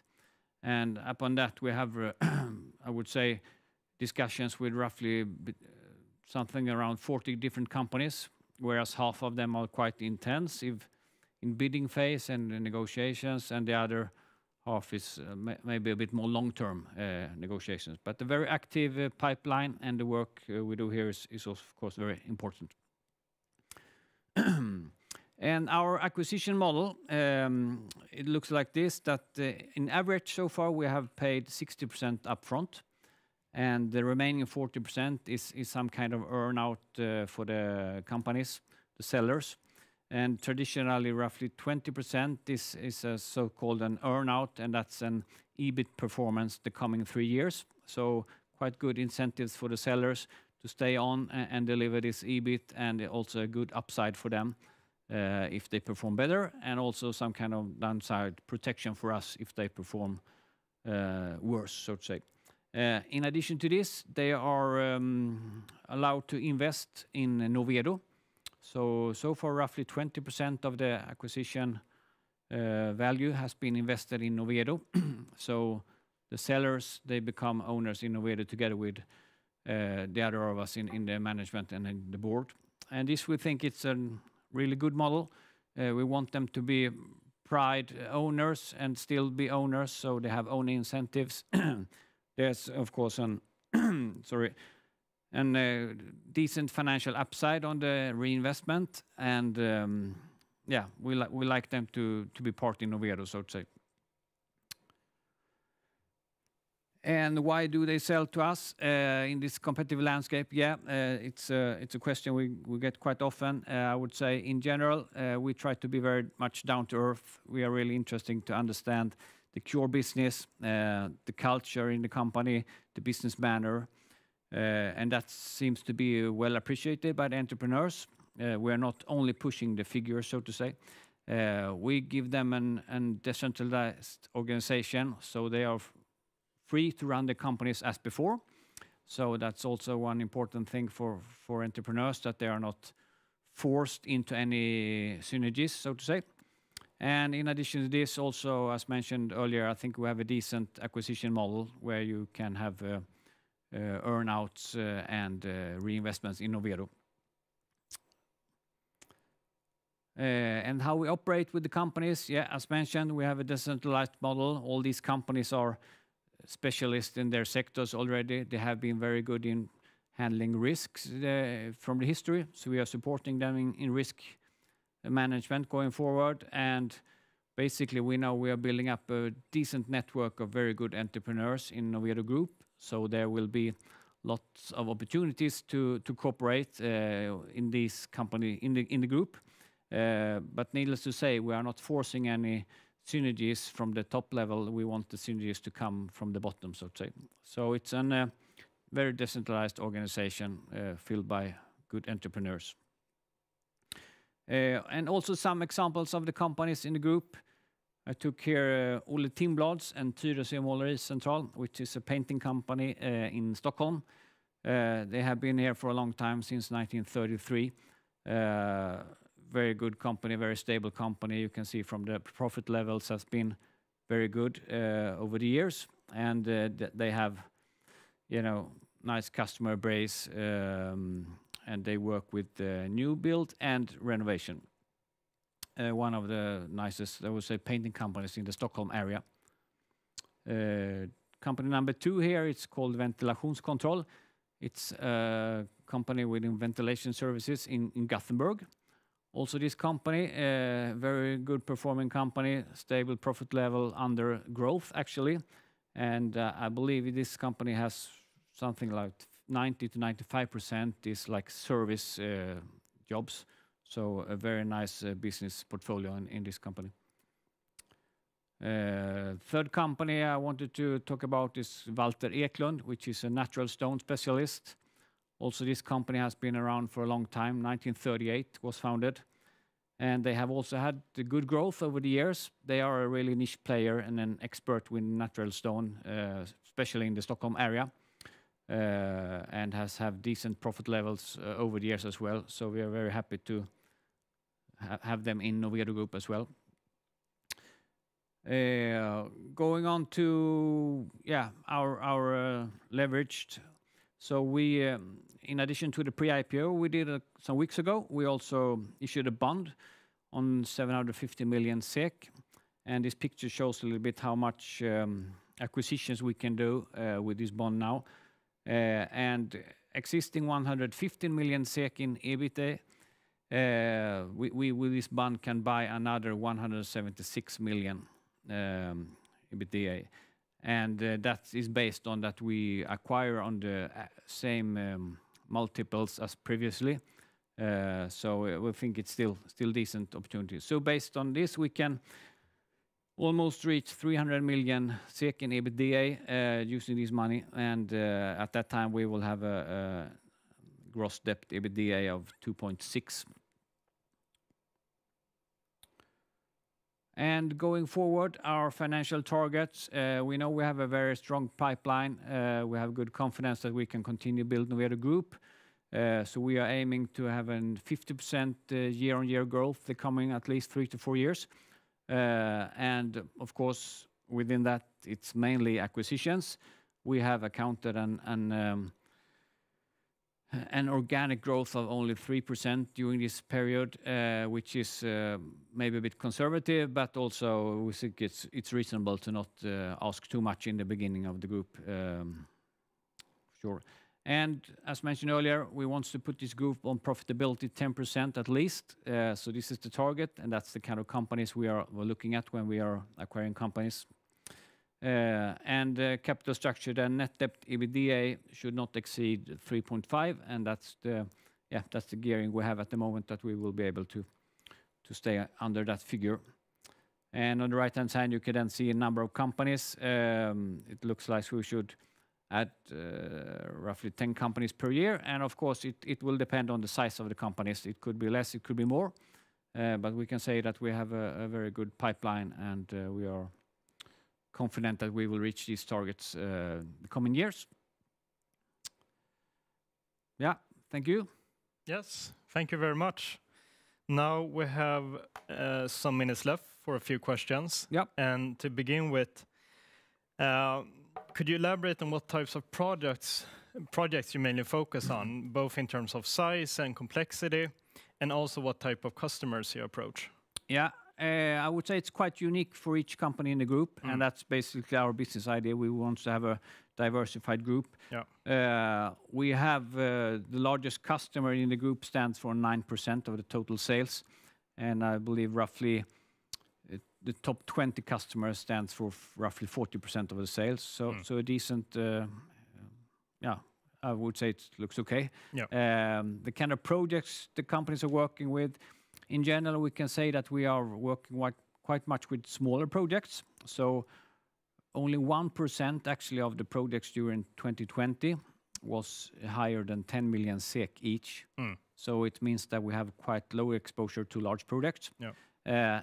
And in addition to this, we can say that the 10 projects which was higher than 10 million, I think the largest one was, most of them between 10 and 20 million. The largest one was 33 million SEK. And all of them was very profitable. So the companies has been very good in performing larger projects like calculating, planning, invoicing to customers and follow up. So we have identified that when they do larger projects, they have been very good from the history as well. But as mentioned, only 1% is over 10 million SEK. Yeah. So it's got limited exposure to each project. Yeah. Yeah. And what is the split between renovation and new build? It's roughly, on the total at the moment, roughly 50-50. Yeah. Yeah. There are mainly two of our companies is working quite much for new build, but also new build as in commercial properties. And to their defense, so to say, they have been very profitable over long history. Yeah. So they have very good positions in that area. But if you take aside these two companies, roughly I would say 75% of the sales is renovation. Yeah. Yeah. So we are for sure targeting more renovation than new build. Yeah. A more stable market, perhaps. Yeah. It's more stable market. And in terms of market, what would you say are the main drivers for your market growth? And what is a reasonable growth rate going forward? Yeah, of course, there's the aging buildings in Sweden. Yeah. Also, the people moving to the cities, I would say, is the two larger drivers.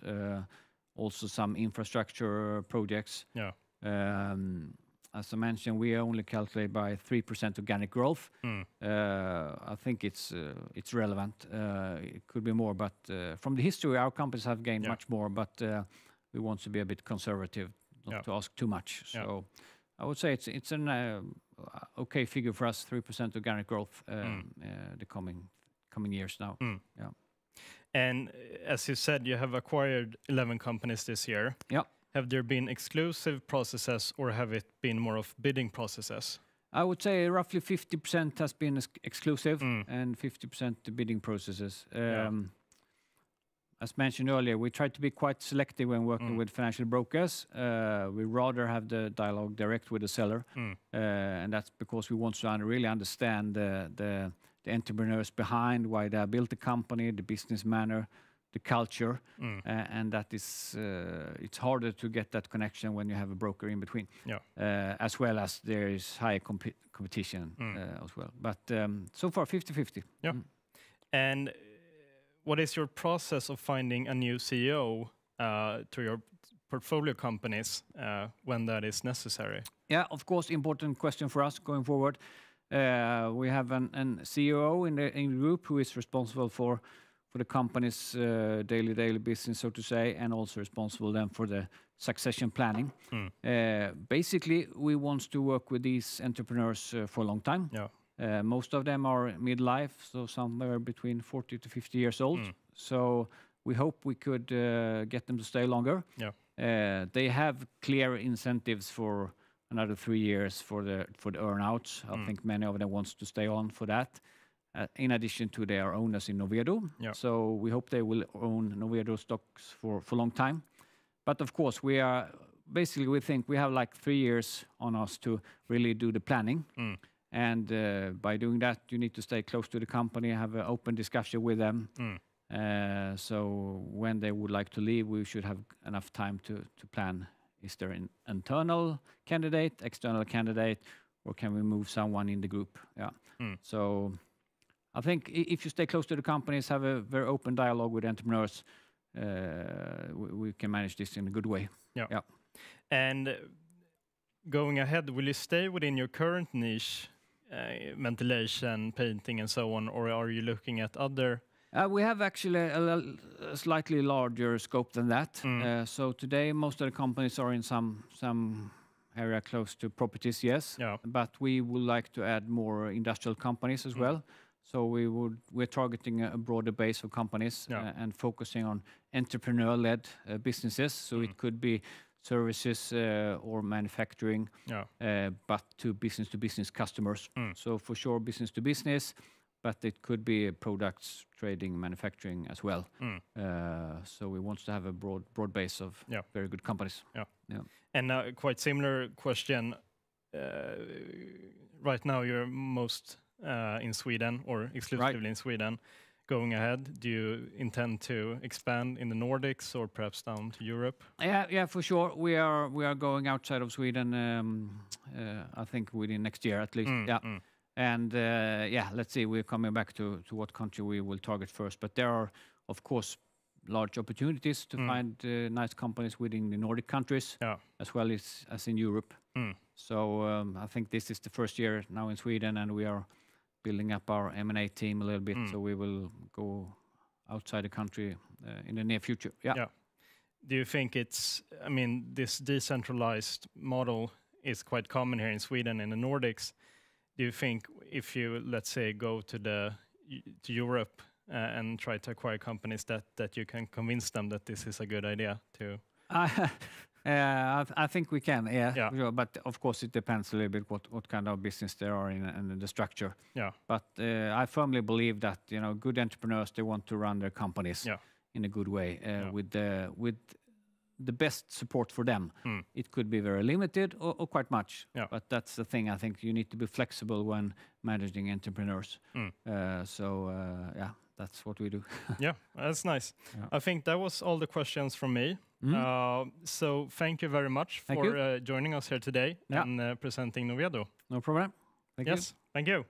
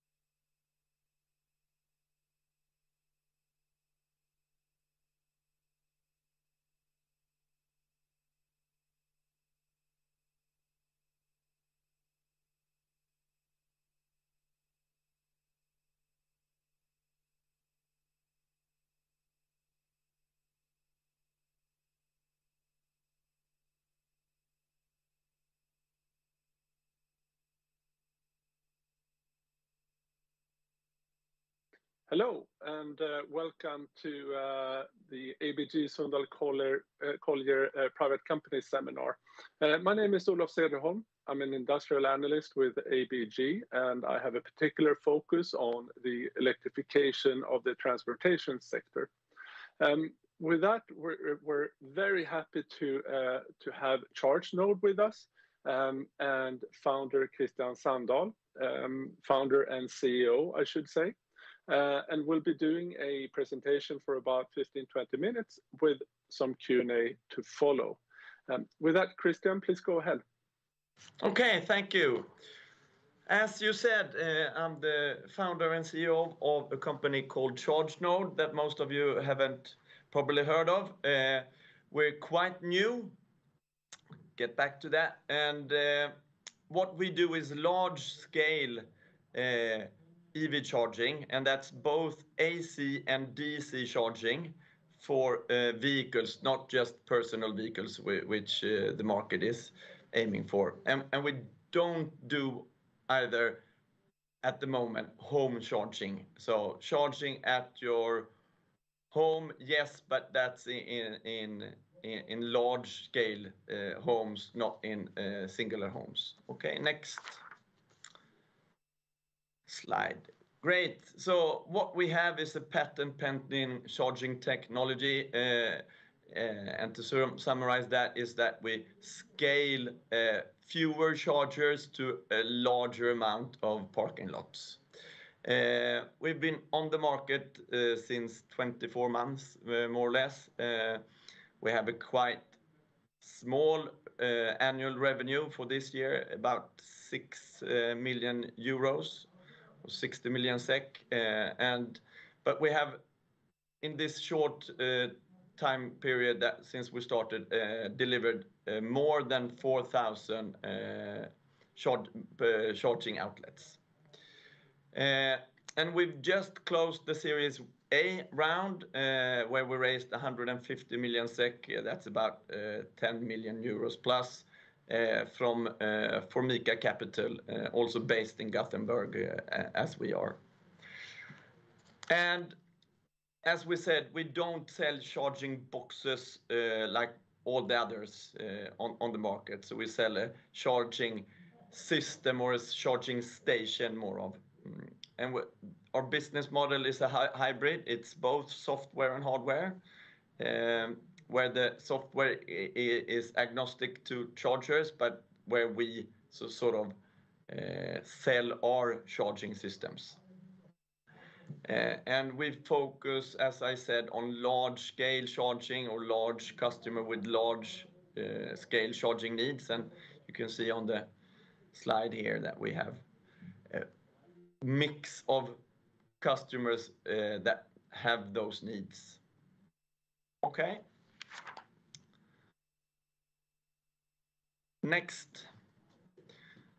Yes, so most of you probably haven't heard of us as a company, but you must have heard of the big change, this mega trend that is happening now, and that is related to electrification. So it's happening now, and we see 4 major contributors to this. And the first one is the UN climate goals that was put up a few years ago, and how that is enhanced with more and more governmental stimulations towards this electrification, and that is done differently in different countries. But for example, in Norway, which is the foremost EV country, they subsidize the cars there, whereas in Sweden, which is maybe on 3rd or 4th place, we sort of subsidize the charging infrastructure.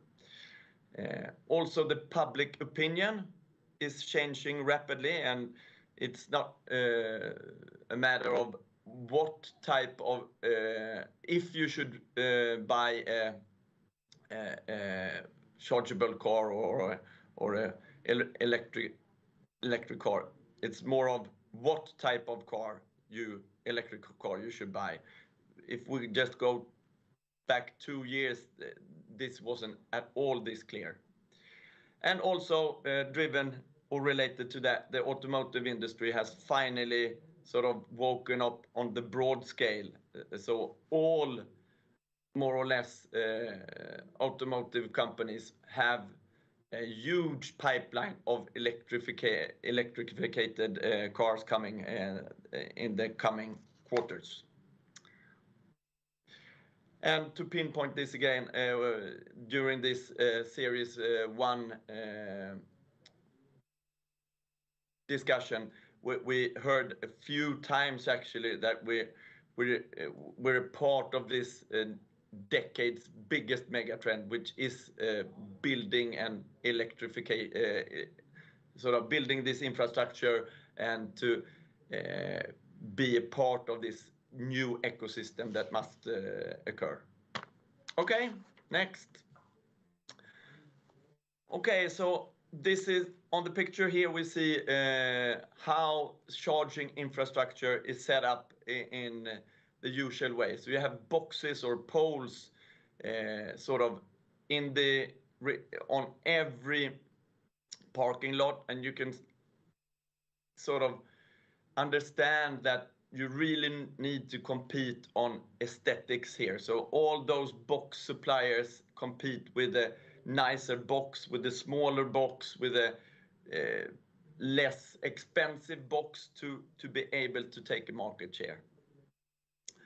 And we're of a totally different opinion on what charging infrastructure should look like to look good or to melt into the environment, instead of putting up those technical devices on all parking spaces. Yes, and the key issue here is large scale for us. So yes, you go from a few parking lots that you're able to charge at to more or less all parking lots should be able to sort of deliver charging to the car. And the invention here is based on that, okay, when you charge your car on a daily basis, you only charge for maybe 1 or 2, maximum 2 hours. And then the car is still sitting there on the parking lot for at work maybe 10 hours, or at home, or at a hotel for maybe 24 hours. So the utilization of this infrastructure is really, really, really just a part of the available hours. Okay, next. So here you can see the way we do this instead. So we put up or develop a railing. So you don't have to dig up your parking lot to put all the cable infrastructure to the ground. And instead you put just all the cabling that we have in this railing, and you put just your cable or your socket where you have the parking lot where you want to charge the car. This is one way of doing it. And this is quite aesthetic. It melts into the environment. The other way to do it is to put it in light bollards. So you sort of integrate this infrastructure with the lighting for the parking lot.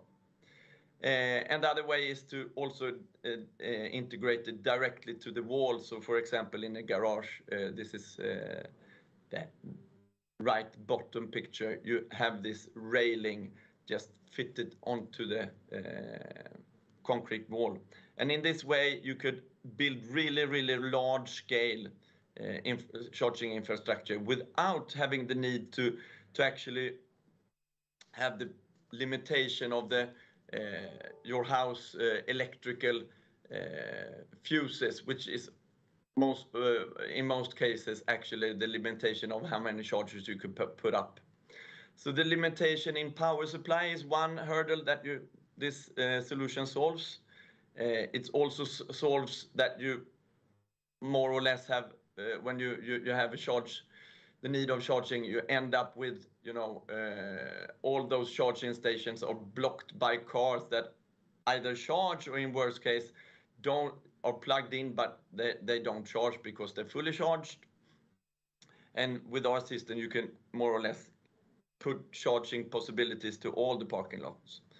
The way we do this is also quite sustainable, as we don't put up, technical electronic devices on every parking lot. It's rather a central hub.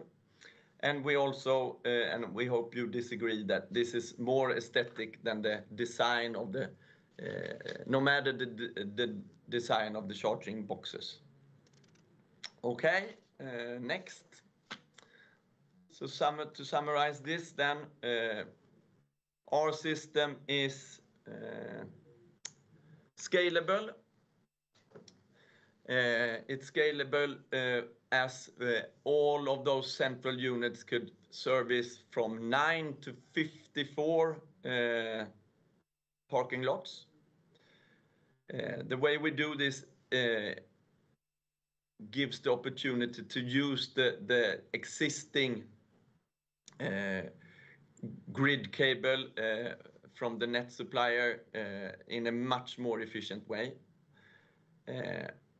It's sustainable, as the lifespan for our system is more 15 to 20 years instead of a couple of years where this almost computerized plastic boxes are out in the environment and needs to be replaced every now and then or serviced, which is sort of limited where we have a steel casing with all these electronics inside this steel casing. Okay, so this gives us for the planet less environmental impact. We can supply the market with more charging points without the limitation of the power grid. This gives you a much lower total cost of ownership. We'll get back to that. But as we have this lifespan over 15, 20 years, this is sort of best in the market. And through this thinking, we can also deliver sustainable profits. Okay, so we've spoken a little bit about the hardware here, but we also have a software platform, and that's the next slide. So to support this hardware, we need a cloud-based service that handles all the needs for the user, and that's both the person who charges the cars, and that's also the company or customer that buys or invests in this infrastructure. And all these needs we have to meet, and we meet this by being at the moment a one-stop shop or a single point of contact supplier for the customers. And there's a lot of technical things here. I don't see the point actually of going into that, but software, both app-wise and portal and cloud-based wise, and also software in our hardware is key to make this technique work. Okay, so then the next slide, please. And here we get back to one of those points that we really see are as a competitive edge, and that's the total cost of ownership for us. And we've just compared, or actually a customer compared us with the different suppliers, and you can see here that for a 15-20 year calculation, we are somewhere between 2.5 and almost 4 times as cost efficient compared to all the other competitors in the market. And without going into this in detail, you can say that the components that we use to build this charging infrastructure is standardized components that we don't integrate to a circuit board, rather than putting them into a larger steel casing where you can maintain and service this technique throughout the years without just replacing the whole box or the technique on every single parking lot. Okay, so what's the next step for us? Next slide. So in Sweden, we've sort of established ourselves as one of the fastest growing in the market, and without saying that we have the leadership, we're at least leading the technical development by having this system thinking where you could service and remotely monitor the whole system, not just the charging boxes. We're up for a market expansion, and the first country out is obviously Norway.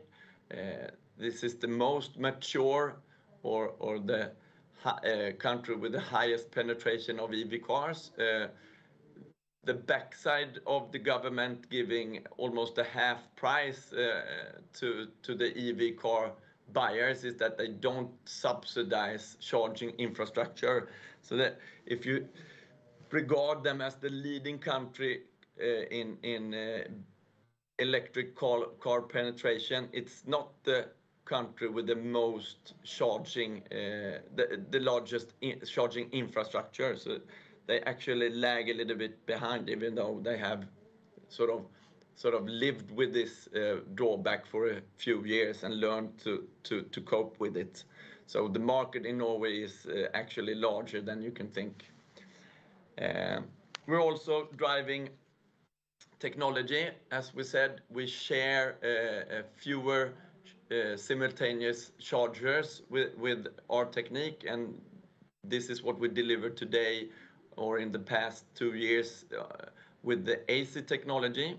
Coming up next year is the same thinking with DC. So you can have a centralized DC charger, and you can share that with 5 to 25 different parking lots, that you sort of don't get this hurdle of reparking your car when you want to fast charge your car.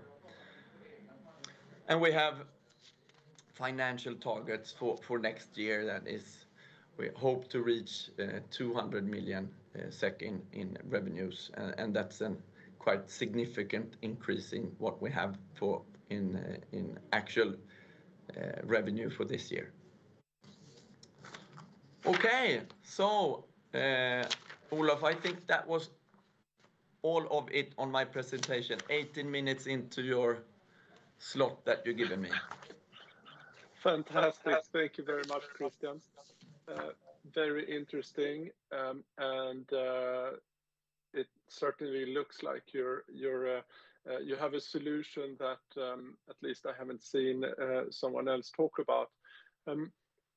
What are when you go selling the product, what are the main sort of obstacles to get a sale, or the main worries with customers that you have to be able to answer before selling? In the past 2 years or up to today, I think, and still with this question arises in all customer meetings where we meet at the first time, is, okay, why haven't anybody else except you done this? So, okay, why are you doing it? You say you're fantastic, but no one else does this. And I tend to say, okay, that's the same thing that happened once or happened many times before, but a recent example is, okay, you sold and bought CDs, and before that was LPs. Why should I buy or download and pay for a Spotify app?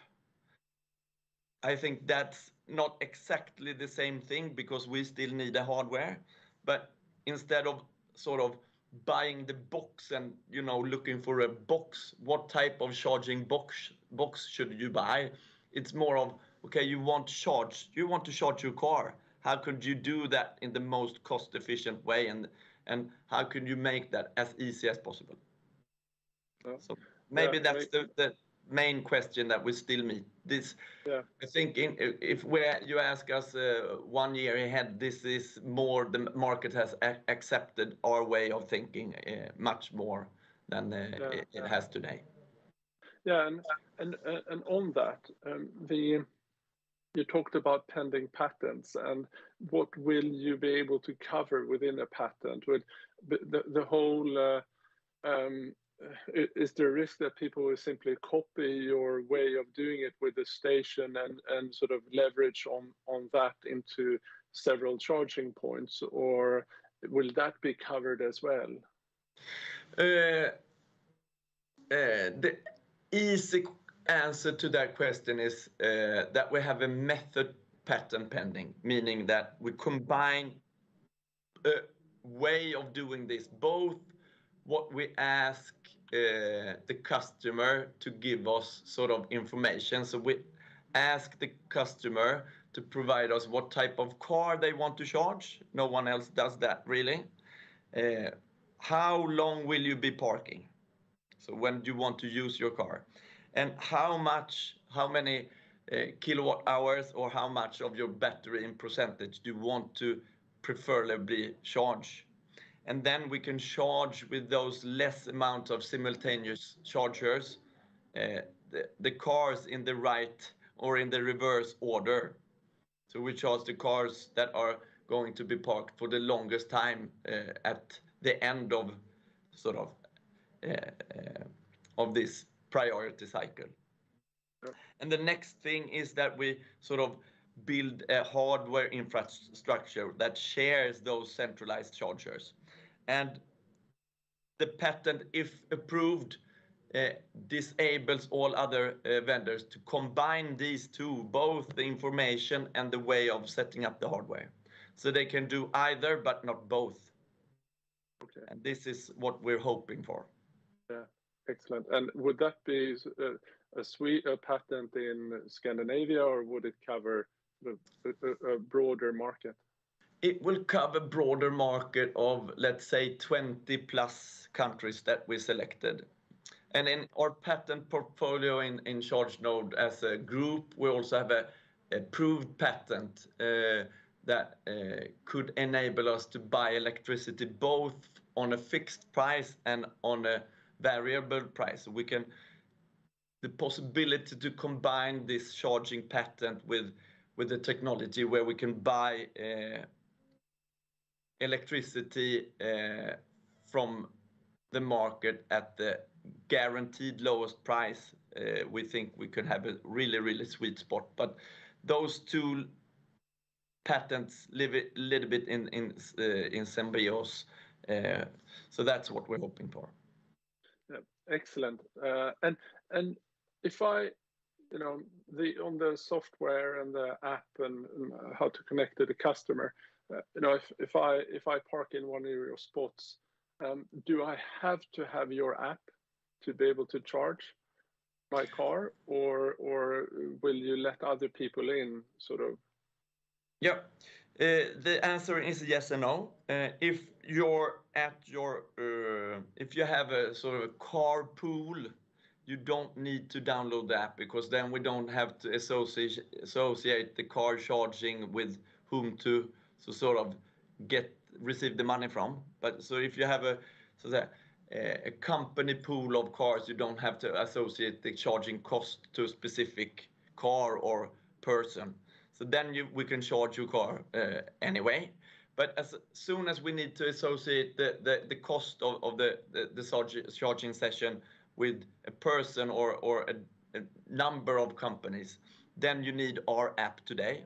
We're definitely open to have other vendors to sort of to charge the customer in that way economically, but they then need to give us those parameters that they don't take into account today. So what type of car, for how long are you going to be parked, and how much do you want to charge? Understood. Are you looking at other services to add to this, to sort of expand the software subscription model and with other types of services?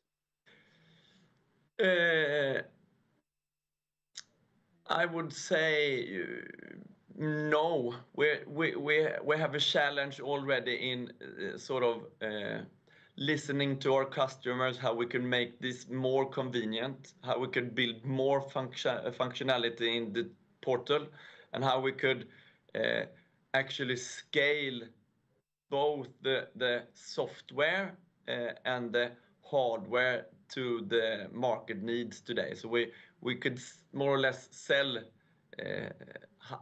as many systems as we want, but the bottleneck right now is more the total delivery and the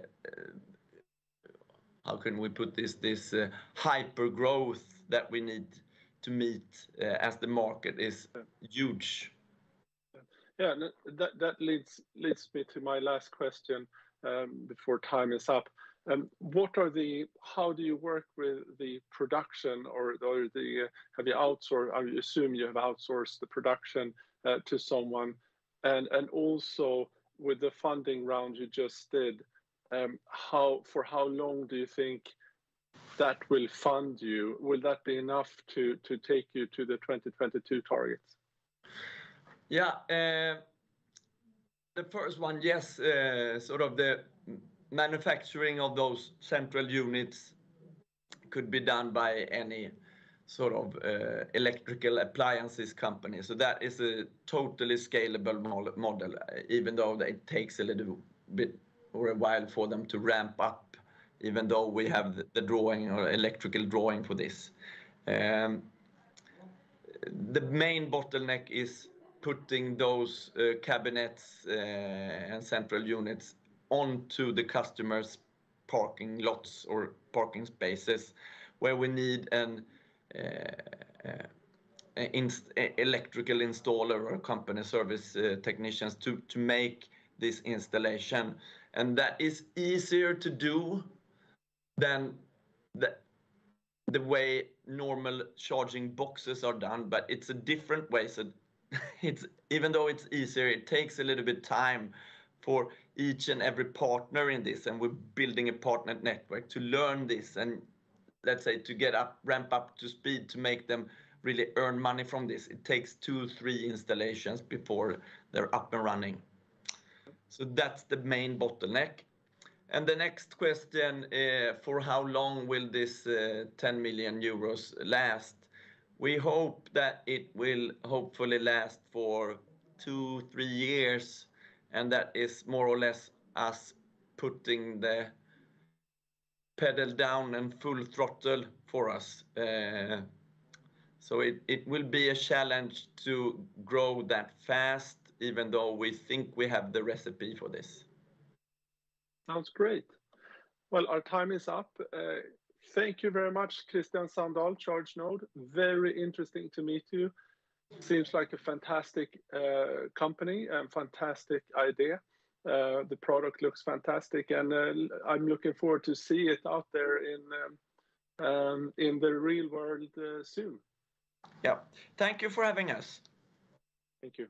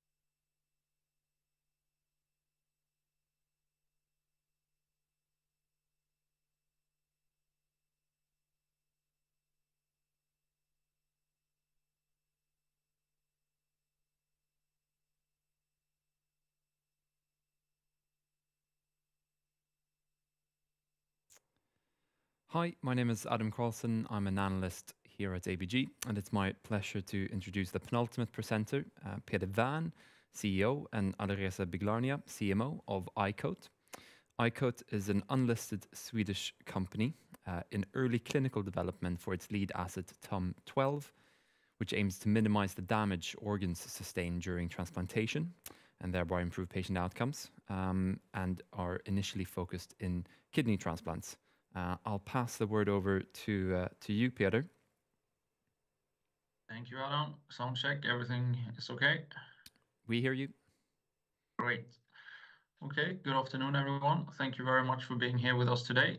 My name is Peter. I am one of the co-founders and work as the CEO of iCoat Medical, a company founded in 2018 by myself and 5 senior researchers. One of them is with me here today, Professor Alireza Biglarnia, our CMO. If we move forward one page and then another.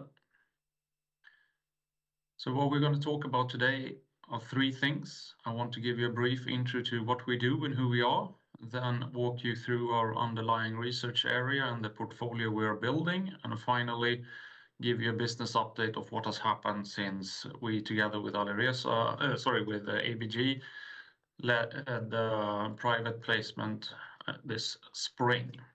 So if we go to the next one. iCoat Medical exists as a company because there is a great medical need all over the world for more organs that can be suitable for transplantation. It is not only a worldwide shortage, but it is also a continuously growing waiting list in country after country, and a vast number of people are dying waiting for new organs, mostly kidneys. Just to exemplify the great extent of this need, less than 10% of the global need of organs is met on an annual basis, and each year kidney diseases kills more people than breast or prostate cancer. A driving reason for this is that during a procedure leading up to a transplantation, all organs they experience a various lack of oxygen during the transport between a donor and a recipient. Because of this lack of oxygen during the transplant, a so-called ischemia-reperfusion injury occurs, which damages the organ and activates the recipient body's immune system.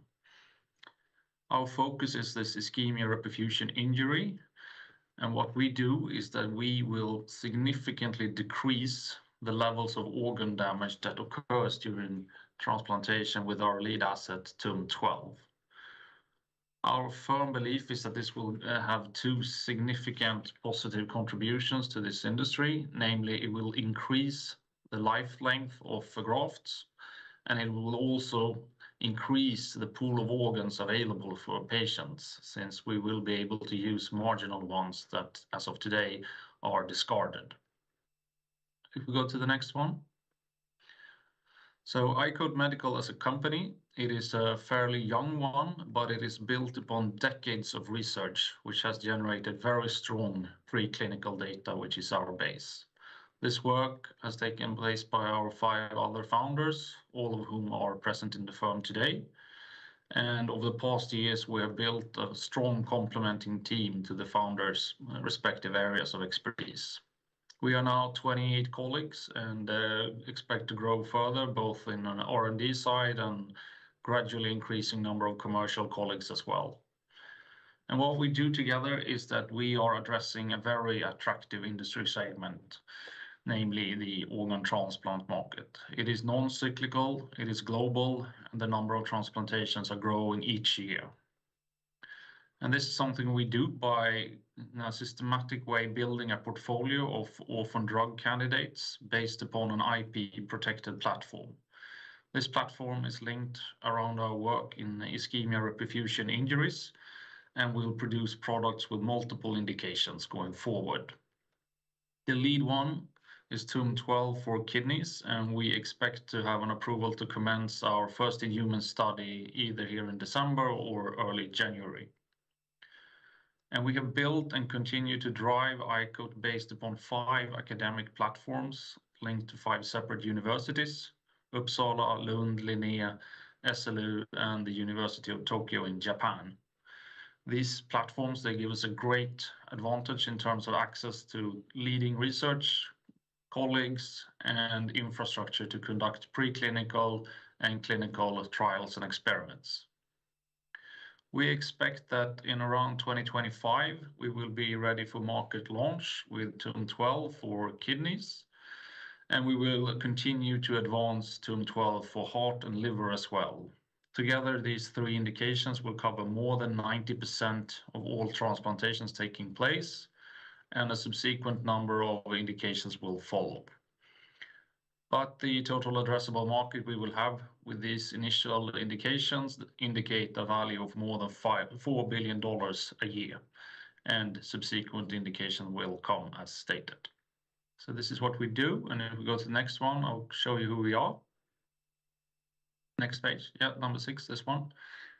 So as stated, all 6 founders are active in the firm and lead up separate stages of our development and organizational entities. We are also complemented by 3 other colleagues in our management team. David Berglund, serving as our head of strategy and business development. He holds a 10-year background in early stage firms like ours and has a strong track record in transitioning academic projects into commercially viable organizations. Also, Christer Sävholm heads up our firm from a toxicology point of view. He's the former head of toxicology at AstraZeneca and also has a long background at Karolinska Institutet. Finally, Inga Dahlfeldt is our director for clinical trials, coming in with more than 30 years experience and up towards 100 successful trials similar to the one we are about to commence. We are also in the late stage of signing a CFO who will join the management team. He will be publicly announced in a week or 2. But taken together, the management team here comprises a strong track record with complementing experience and expertise, which has a great advantage that I will explain on next page. So if we move to 7. So unlike many other preclinical or early stage clinical firms, iCODE Medical is not derived from a group of scientists with the same background. Instead, we have a complementary area of expertise, and this is important for us because we cover the full development curve from in vitro studies all the way through small and large animal trials into human clinical trials and subsequent commercializations. So in effect, we don't see any operational areas where we are not ready for what lies ahead, but rather a strong organization is here to continue the development of our portfolio. So this is the operational setup that we are very comfortable with. And if we go to the next one, we will cover additional key people. We are very proud of our board of directors, which is being led by Hans Larsson, former chairman of the board for Svenska Handelsbanken, as well as a long operational industrial background throughout Sweden and on an international level for the past 40 years. Also, Bertil Villard, one of the founders of Vinge, supports us, whereas Bo Nilsson and Marianne Jensen-Wern serves as 2 of the founders who represent the core of our work, and also Martin Åmark, our 5th current member.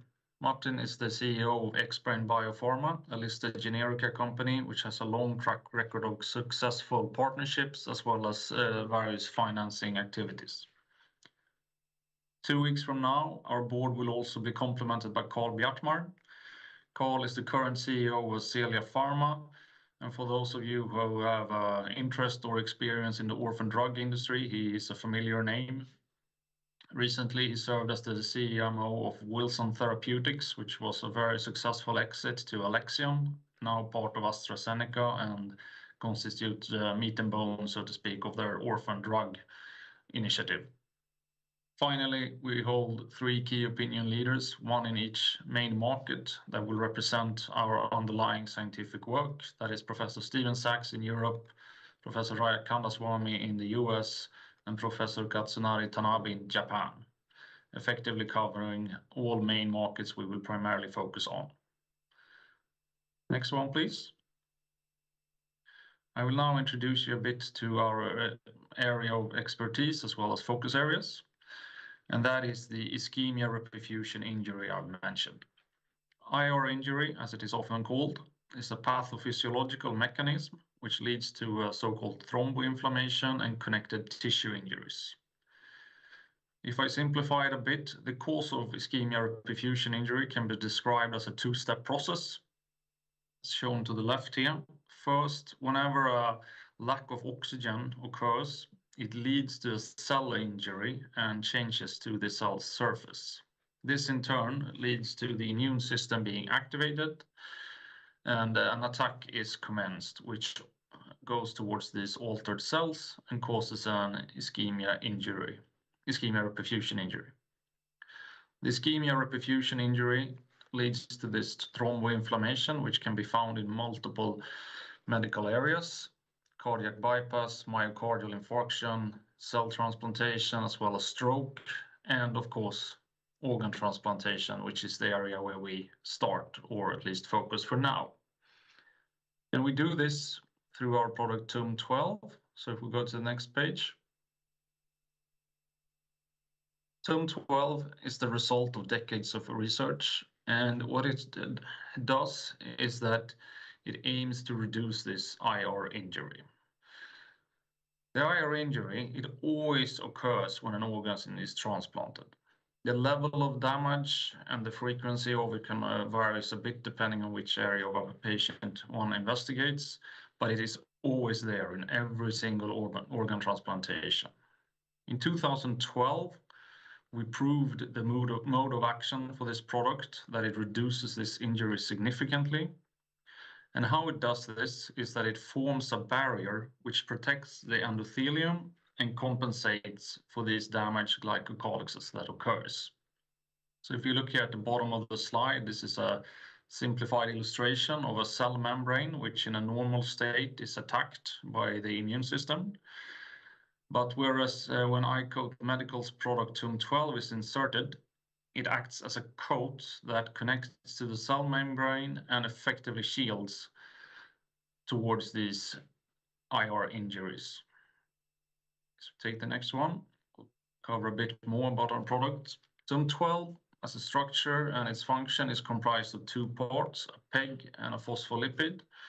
And TUM 12 works in a way where it interacts with the phospholipid of the cell membranes and shields the surface completely from the immune system's attack.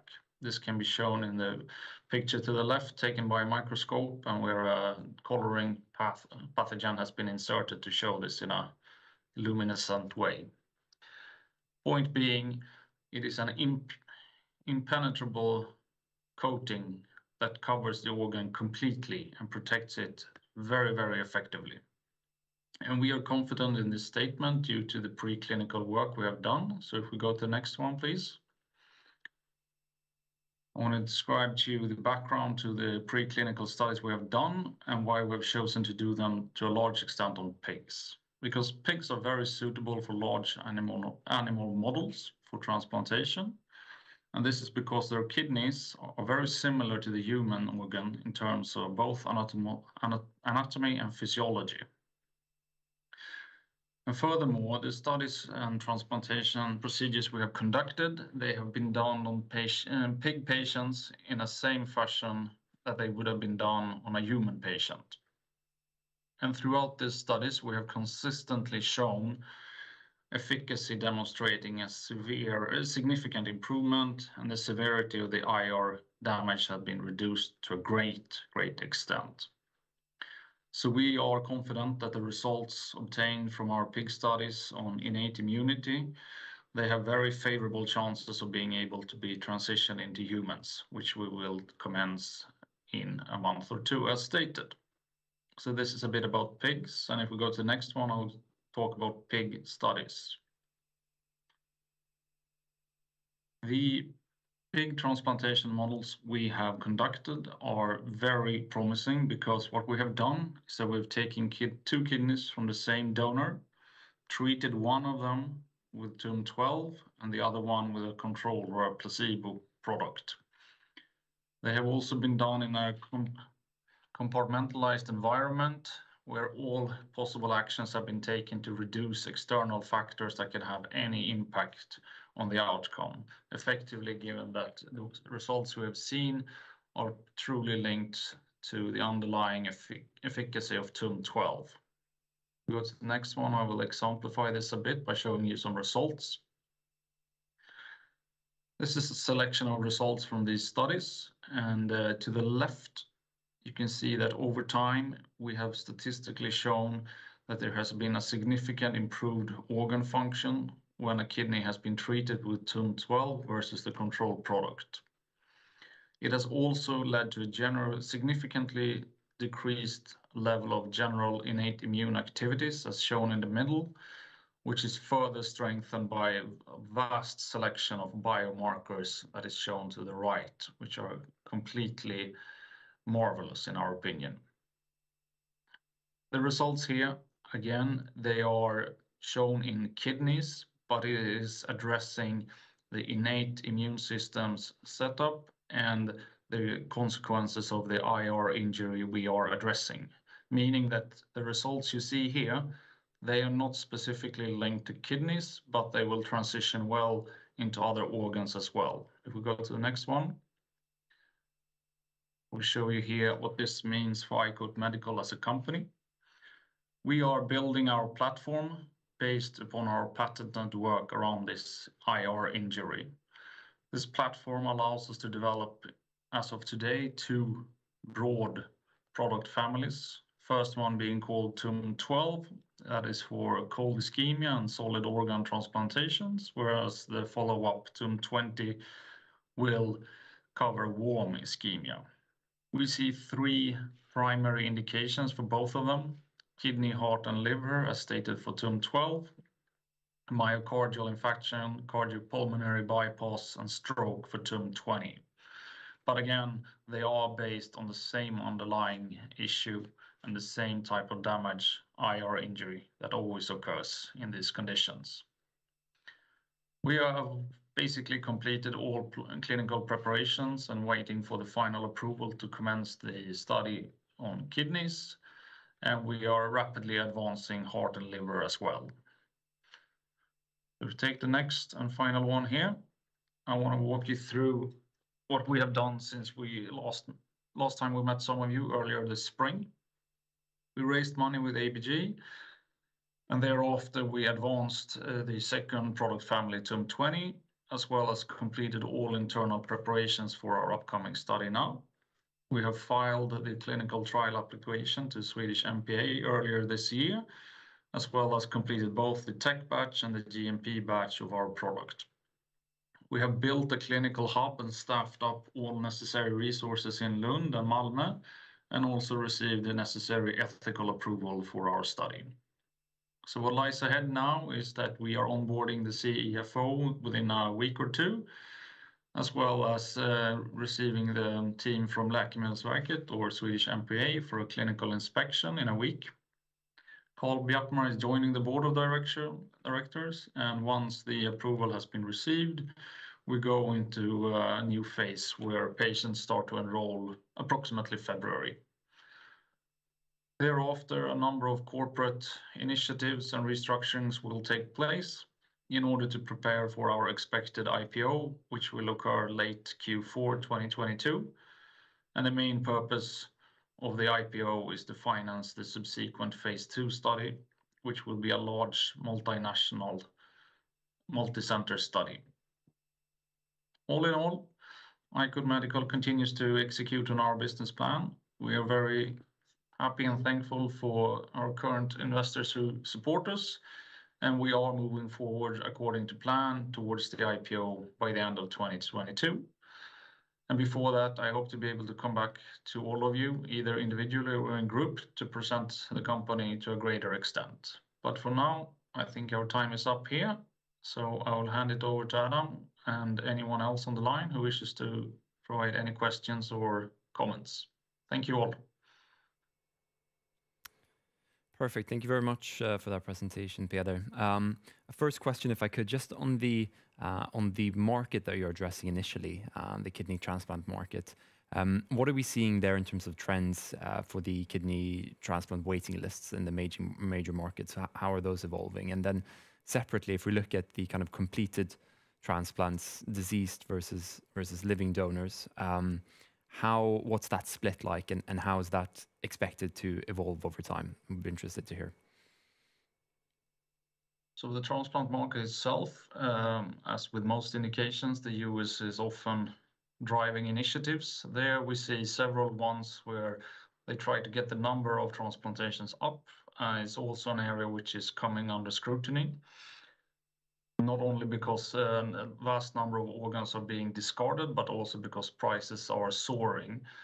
We are in a currently early stages of an in-depth commercial assessment how this will impact our commercial preparations. But regardless, we will target the US as the primary market. And that is not only from a commercial point of view, but we see several of the large transplantation centers there, which will be suitable partners for our upcoming study. I want to come back to you in a few months and say how we will target Japan and Europe, but we will go for the big five and the Nordic countries where we see the number of transplantations going up, as well as, I don't want to say great advancement, but at least indication of advancement among involved stakeholders for how to get the number of transplantations up, as well as reducing the obstacles to get approval for new innovative products. With regards to the splits between living and dead donors and what is developing there, I think I should pass it over to you, Alireza. You're on mute. Always the same.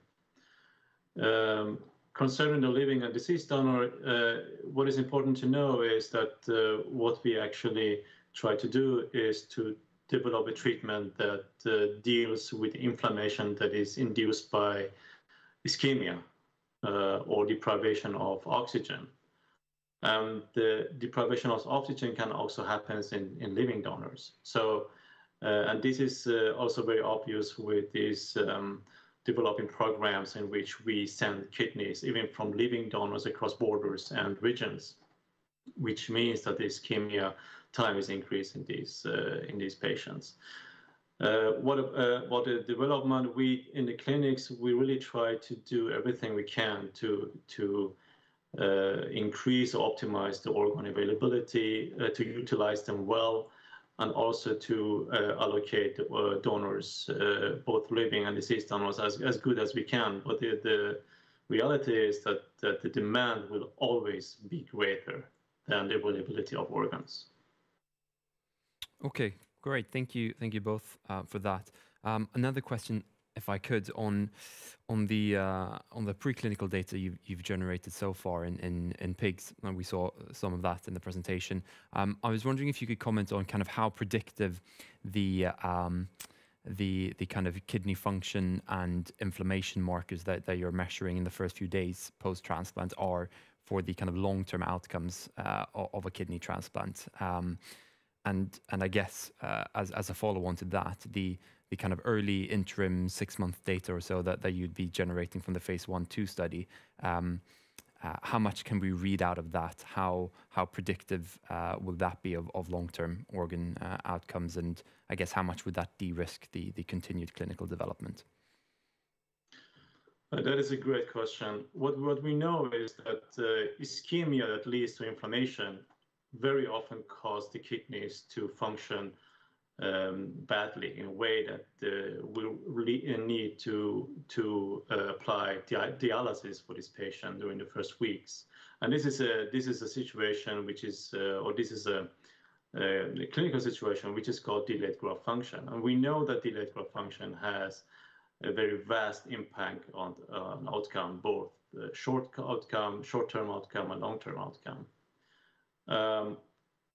When we implement treatment that potentially decrease the incidence of delayed graft function and maximize the function of the kidney, it's very logical to assume that you also has a positive impact on short and long-term outcomes. In terms of biomarkers, what is interesting to know is that the same inflammation we have seen in the pig models, you can also see in the humans. So you really can replicate this kind of inflammation in the same way you can do in a pig transplant model. And this is the coming study that we initiate. It is a first-in-human study, and the sole purpose of this study, and this study is designed only to show safety. However, we have implemented also biomarkers, and these are biomarkers for inflammation, which we know that are that works in humans, and we try to screen for this inflammation and see the effect. And hopefully, we will also have not only safety endpoints, but also some efficacy markers that would help us to understand more the pathogenesis in patients, in transplant patients. Okay, great. I think we're almost out of time. I might ask one final short question, if I could. And I don't know how easy it is to answer in a short way. But in terms of the clinical kind of development risk, ideally, with any clinical study, you want to minimize the factors beyond the treatment itself that can kind of influence the outcomes. Here, by definition, there's obviously patient-related factors, organ-related factors, the skill of the surgeon, and so on. How should one think about kind of these factors kind of influencing the outcome once you move on to kind of larger efficacy-based studies? What are your thoughts there? That is a problem with all clinical trial, because, as you mentioned, the bias and the variety of bias are pretty much high. The way you try to counteract that is by designing the study in a way that it gives the highest evidence possible and the best control group possible. And that is the design which we have chosen for the first-in-human trial, which is a randomized, double-blinded, placebo-controlled study. And the same way we will also proceed with the upcoming efficacy study. As Peter mentioned, this study will be done in a large number of patients, and the number of patients can compensate for these biases. And to do that, we need to include many centers across the countries, both in Europe and the US. Okay, perfect. We're all out of time. Thank you very much, Peder and Alireza, for an interesting presentation and Q&A. Thank you very much. Thank you very much. Have a nice day. And you. Thank you all.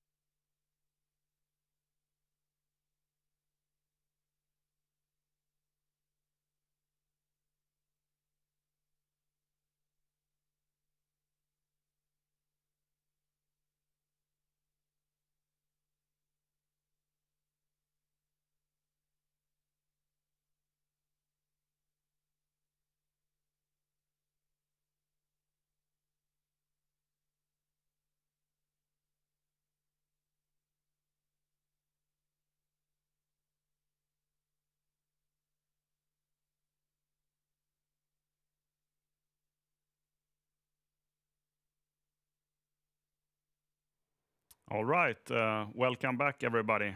My name is Derek Laliberte from the Equity Research Department here at ABG. I cover primarily media and investment companies.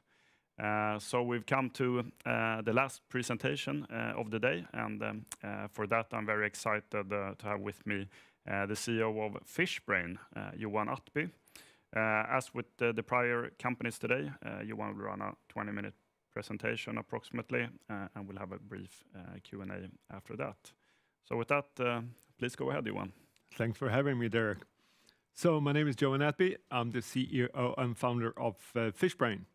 So I will tell you, before I get into the presentation, I'll tell you a little bit about how I got into fishing, because 7 years ago, I didn't know very much about fishing.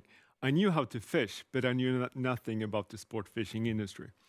So I had my background in mathematics and physics. That's where I started. I got a master's, and then I went straight for a PhD in AI, artificial intelligence. Note, this is long before the AI hype, so I did do this for genuine interest in mathematics. But I spent some part of my PhD at the Santa Fe Institute in New Mexico, and over there I got pretty excited because many of the professors over there, not only were they fantastic in their area of expertise, but some of them also started companies, and some of them quite successful. So I was 20-something, of course, I was young and naive, so I thought I could do the same. Of course, I couldn't. So that was the end of my career in academia. But the company I started actually worked out pretty well. We used AI for actually solving support problems on computers. So started that company, grew in Sweden first, moved to Silicon Valley in 2007-ish, then had a good couple of years, and then the business was acquired by an American company in 2011. And moved from many years in the Valley to the East Coast. The buyer was outside Boston. And there I was locked in for a year and a half, and I felt day one, this is not where I want to end my life. I'm an entrepreneur. I think that's especially the phase we're in right now at Fishbrain, that's the most exciting part, where unit economically working, but how do you continue to grow that on a rapid trajectory? So long story short, not the big surprise given my background in mathematics. I thought long about, I'm very, very numbers driven. So I thought about what are the macro trends that I believe in. And of course, it's not that I have a crystal ball that you at ABG don't have, or Goldman Sachs, or Sequoia, or Greylock. But knowing you will spend your next 10 years doing something, working extremely hard, you better believe in something.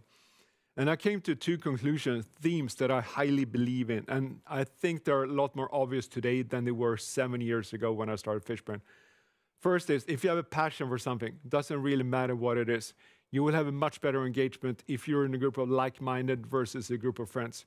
Because if you look at general social platforms like a Facebook or Instagram or even TikTok these days, if you post something that's very narrow, you will get very little engagement on that. These are not platforms for nerdy stuff. They are designed for stuff like party pictures and travel pictures and kittens, content that everyone can appreciate. Second, I'm a big believer in crowdsourcing of data, especially using the mobile device. I think there are so many untapped business opportunities there. Of course, like a Facebook, they use it for targeting ads.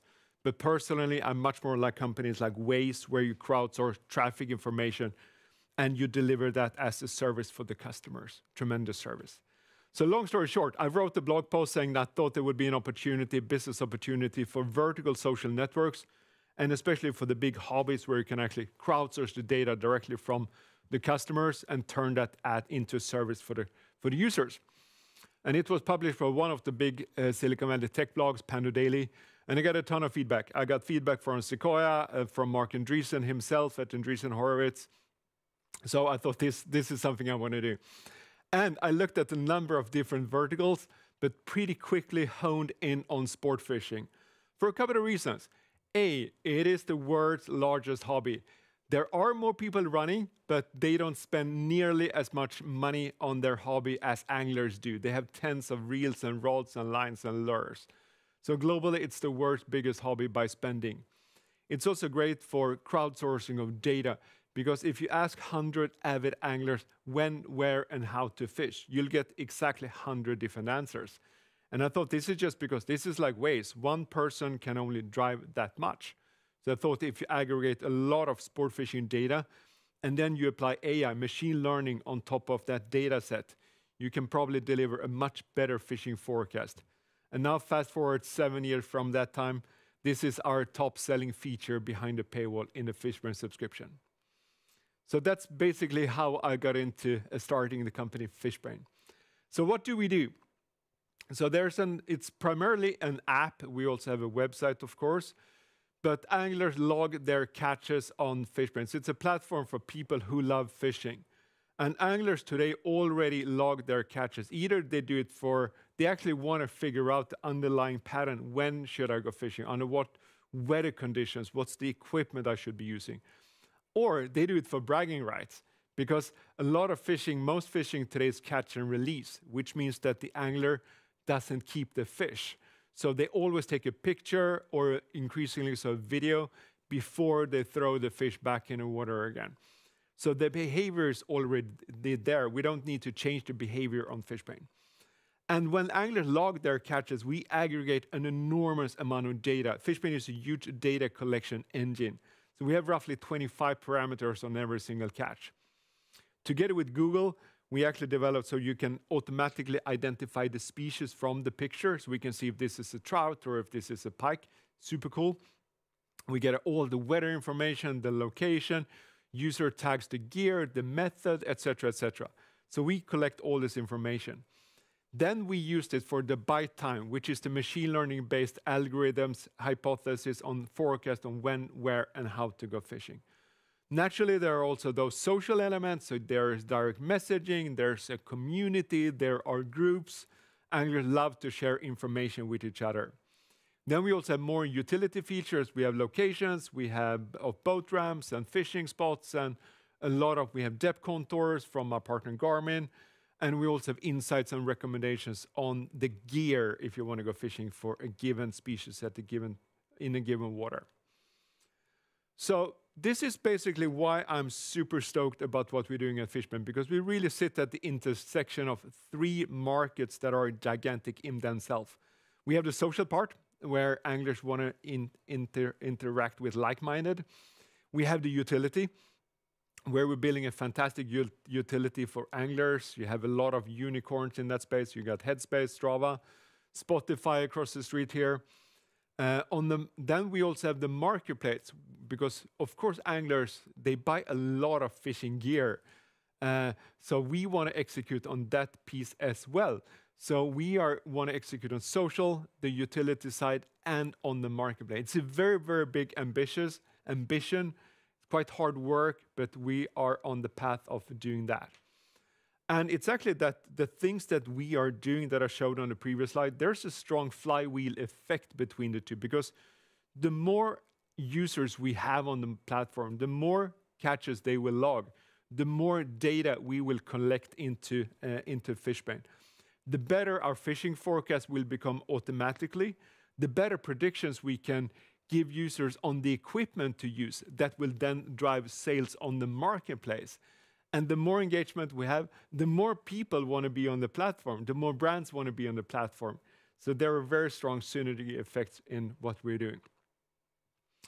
Coming back to what I said originally, that this is the world's largest hobby.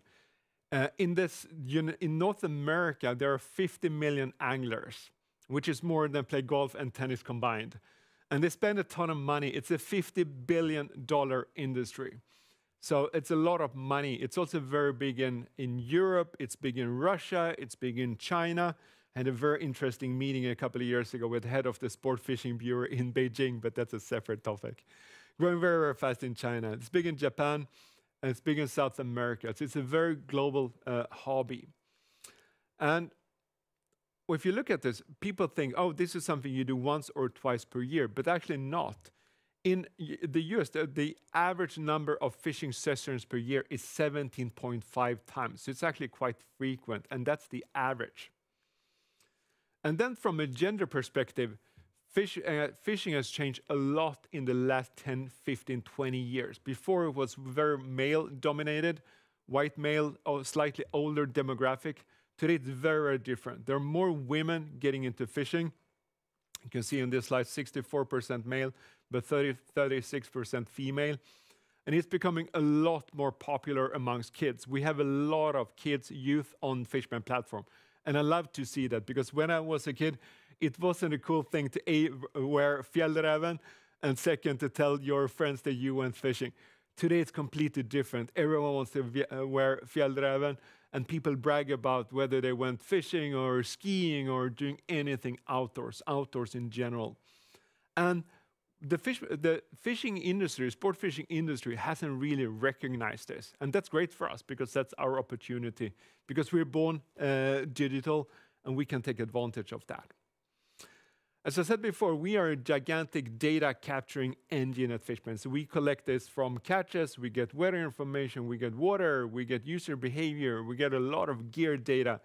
And we have the social graph, which is different from your friend's graph, because here we know who are your real fishing buddies, where are you fishing, bodies of water, you're fly fishing or trawling, a lot of that particular information, which we today use for the fishing recognition, the bite time, and the fishing forecast. We also work very closely on the ESG front with researchers all over the world. We work with agencies around invasive species, which is a bigger problem in Florida than endangered species. But in many other regions, they have problems with endangered species. So we work very, very closely with these researchers, because no one else has the data set we have. So I'm very proud that we can actually give back to the community for that one. Then we work with the brands. Of course, they're on our marketplace, and we work with the states that they issue the fishing licenses, and they govern the fishing in North America. And also we use all this data on our marketplace as well. And when I started this company 7 years ago, we were not the first. Like Spotify, Spotify wasn't the first music service. We were not the first fishing app. We had 10, 15 competitors.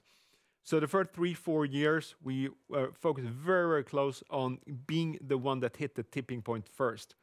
So very happy to have investors like Northzone and Industrifonden. They made a huge bet on Fishburne in the very early days before we had any monetization. But now, today, we were the one that hit the tipping point first, and now we're growing at least 10 times as quickly as our competitors. We have Fishburne is definitely not the one-man band today, as it was in the beginning. Have a very strong management team with people from Klarna and people from my CTO, Rickard. He comes from Spotify and Readly, and so there's a very senior team today. So looking, how do we make money today on this community with 13 million registered users on the platform? So we have a subscription service. So it's a freemium model, so it's free to download and start using Fishburne. But if you want to get access to the data, you have to become a subscriber of Fishburne. So that's one revenue stream, and that's our main revenue stream today. About a year and a half ago, we launched our second revenue stream, which is our marketplace. So we actually start selling fishing gear on a marketplace model on Fishburne today. And we take 15% commission on those transactions that we generate. So starting with the subscription. So everything social is free, which is pretty natural because that's how we did it on Facebook and Instagram and TikTok. But if you want to have access to the data, that's behind the paywall today. And we have 3 plans, a monthly, quarterly, and an annual plan. And we have roughly 130,000 subscribers today on that model. And we are growing nicely. So these are 2019 to 2020 numbers. So we're growing around 50% that year on the subscription side. And we are also, historically, since the focus in the very early days was to beat competition, be the one hitting a tipping point first, we didn't focus on that much on unit economics. We want to make sure that every marketing dollar we spent, we return that money. But since mid-2020, now we see a positive, very positive return on the marketing spend here, as you can see here. The marketplace, it's absolutely not rocket science, because if we have all this data, it's pretty given. If we can tell if you want to go fishing for, say, trout in Lake Tahoe in December, here's the best equipment. It's a pretty good commerce opportunity. And also in sport fishing, only 15% of goods is sold online today, which doesn't make sense. If you look at another category here, which is furniture, 30%, twice as much. And if you ask me, it's much easier to purchase a reel or rod online than buying your next bed or sofa online. But this is just because it's a very traditional industry, and it is growing very rapidly. So we'll take advantage of that. So now we have more, started that a year and a half ago. We have close to 80,000 products already on the marketplace. We have 5 of the 10 largest brands are on the platform already with 300 brands, 70 plus sellers. So it's been very popular for the brands to be on the marketplace. And to give you, so that's a little bit of the background. I give you a little bit update on 2020, 2021 this year. And starting with the first one, we, like all app developers, when Apple released their iOS 14.5, we changed the privacy policy. Most app developers seen CAC, customer acquisition cost, go up with 40 to 45%. That has been the same for Fishbrain. But we are now finding other distribution mechanisms to go around that. And I said that we are primarily an app company, but now we're also starting to be present on the web. We are starting to post our content on web, which is fantastic for SEO, because there's no SEO in the app ecosystem. So we had Google in the office a couple of weeks ago and said there are millions of sport fishing related searches organically every single day. And we want to be the #1 hit there that we're working around. And it's started this effort this year and it's starting to pay off. So we see sub $2 customer acquisition cost on paid, which is very, very successful. We're also now working with the states in the US and brands. And actually today, this is a very good timing for this presentation because we are signing a big distribution agreement partnership that I worked on for close to 6 months. And this is a company in North America that sells 40 million fishing licenses every year. And so they will become a distribution channel for us, which is fantastic. And as part of this deal, they will also invest $1 million as part of this deal. And also today, we are actually closing our first acquisition. And this is a North American-based company that's done a fantastic complementary, not the competitor to Fishbrain, but the complementary service. And their growth is 100% organic, so that will help with organic growth for us, and also retaining users because it's a fantastic value add to the Fishbrain platform. So we're closing. I will sign the paper later tonight. And then also there's the result between the Apple Epic versus Apple trial. Of course, that's good for us. Google just announced that they will take commission down from 30% to 15%. And I should also mention before on the financial slide that we are not like a Readly or a Storytel or a Spotify, because what we put behind the paywall is access to crowdsourced data, which means that our gross margin would be close to 100% if it wasn't for the 30% commission for being on the app stores to Apple and Google, which will now January 1st go to 15% on Google. And hopefully Apple will follow suit in next year. And then also this year, also big thing that I've been working on for 3 years is we closed the partnership with Garmin and we implemented phase 1 of this partnership. And Garmin is the #1, it's the leader of marine electronics, the fish finders. On the marketplace side, this is how, if you go into a fishing store today in North America, this is how it will look like.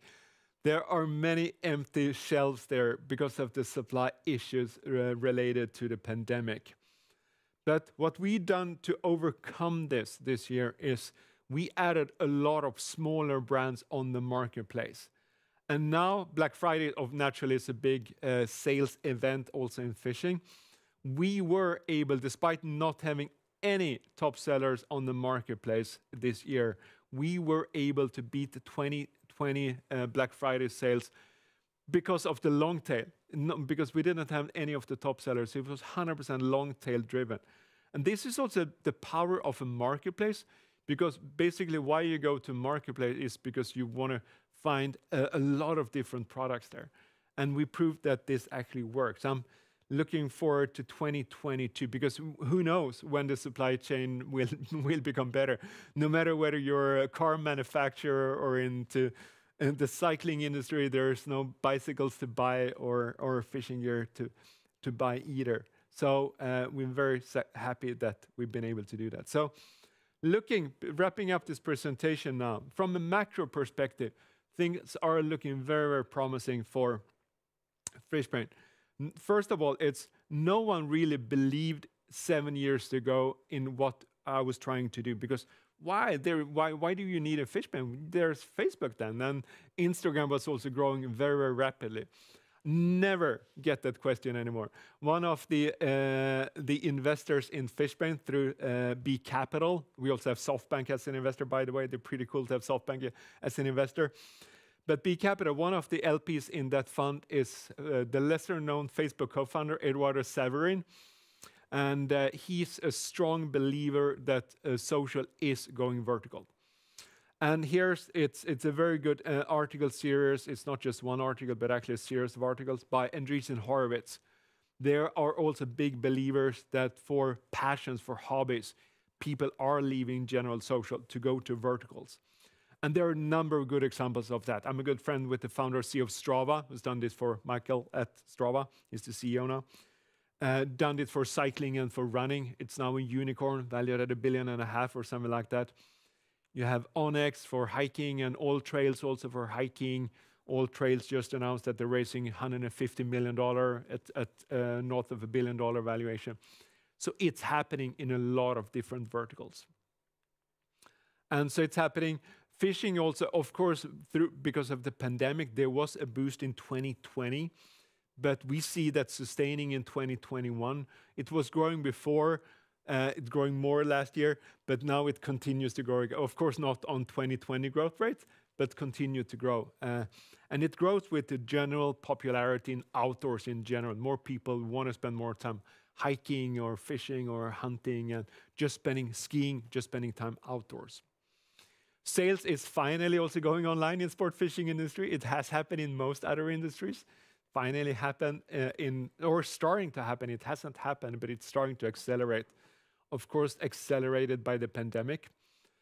In general, people are spending more, willing to spend more on subscriptions.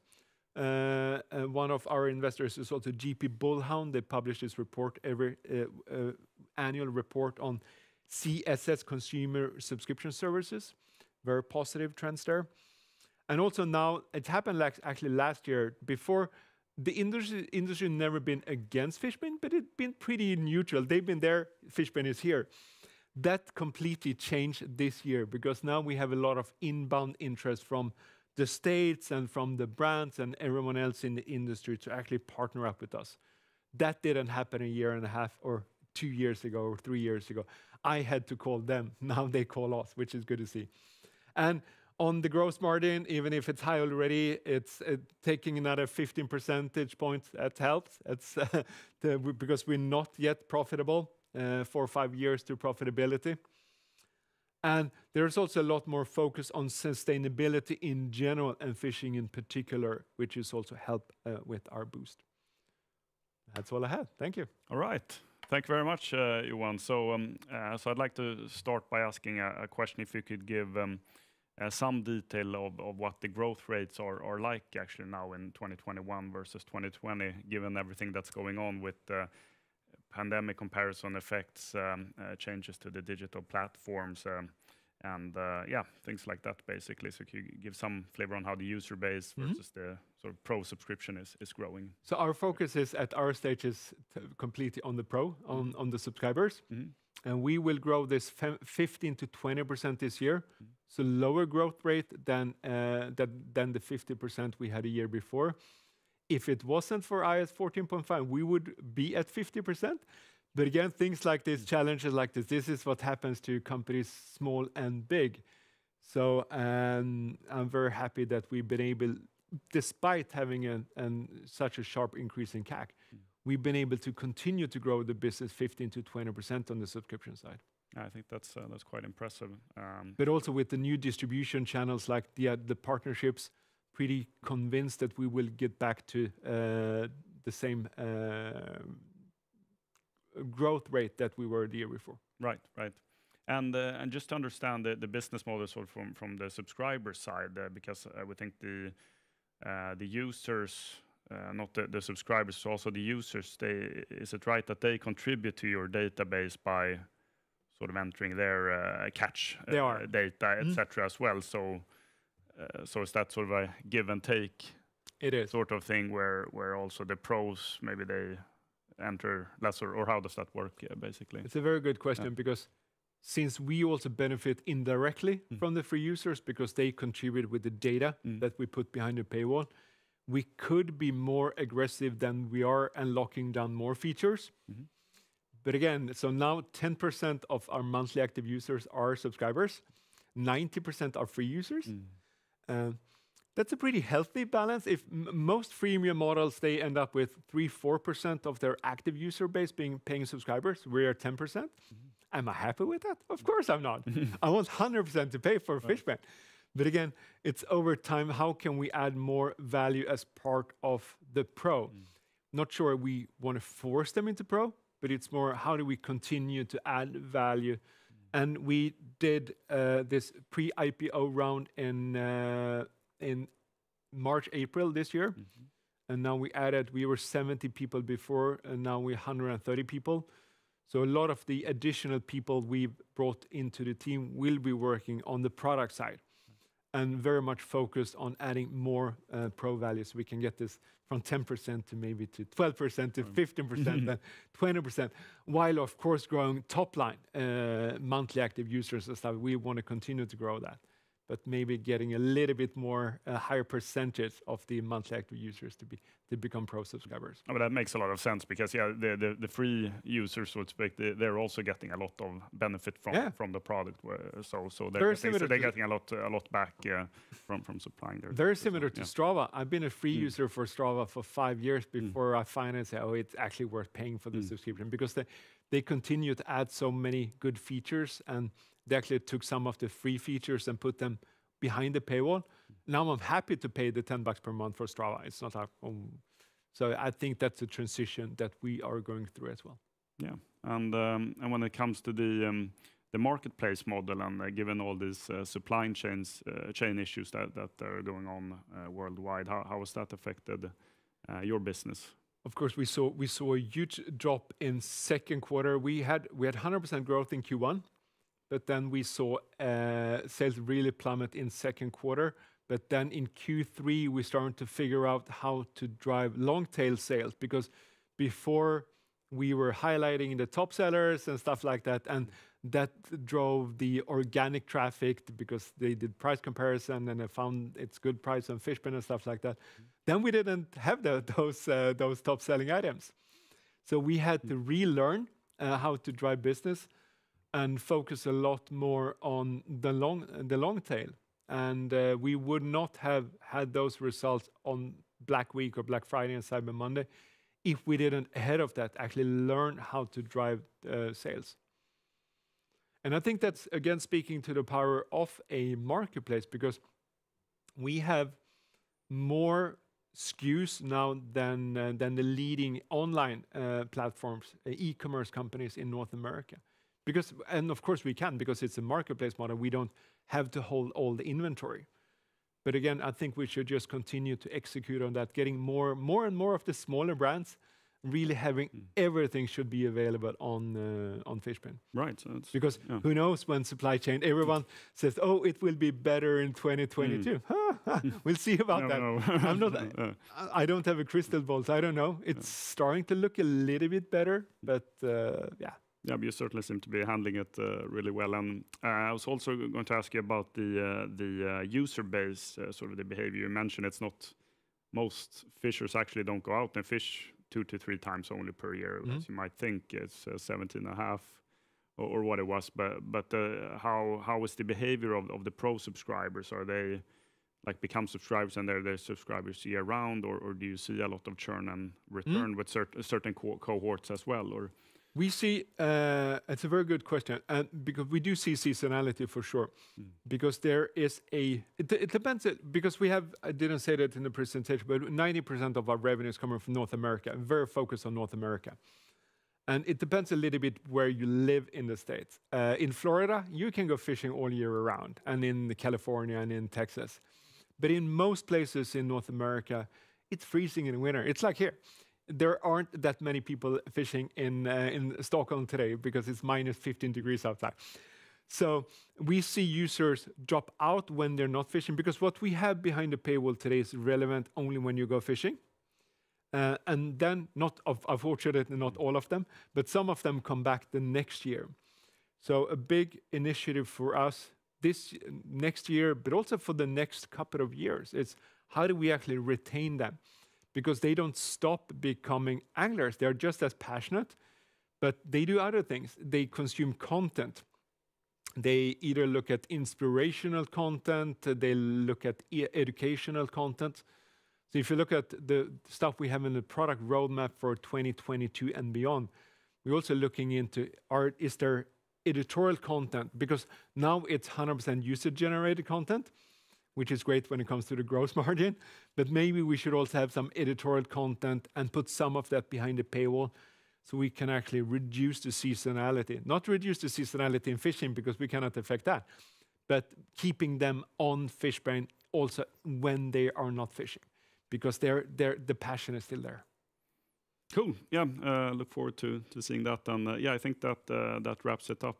So yeah, thank you very much, Johan, for today. We look forward to following the Fishbrain journey going forward. And to the audience, thank you all for listening in as well. And stay tuned for the next seminar, which is actually the Investor Days this week. Thanks much for having me. Thank you.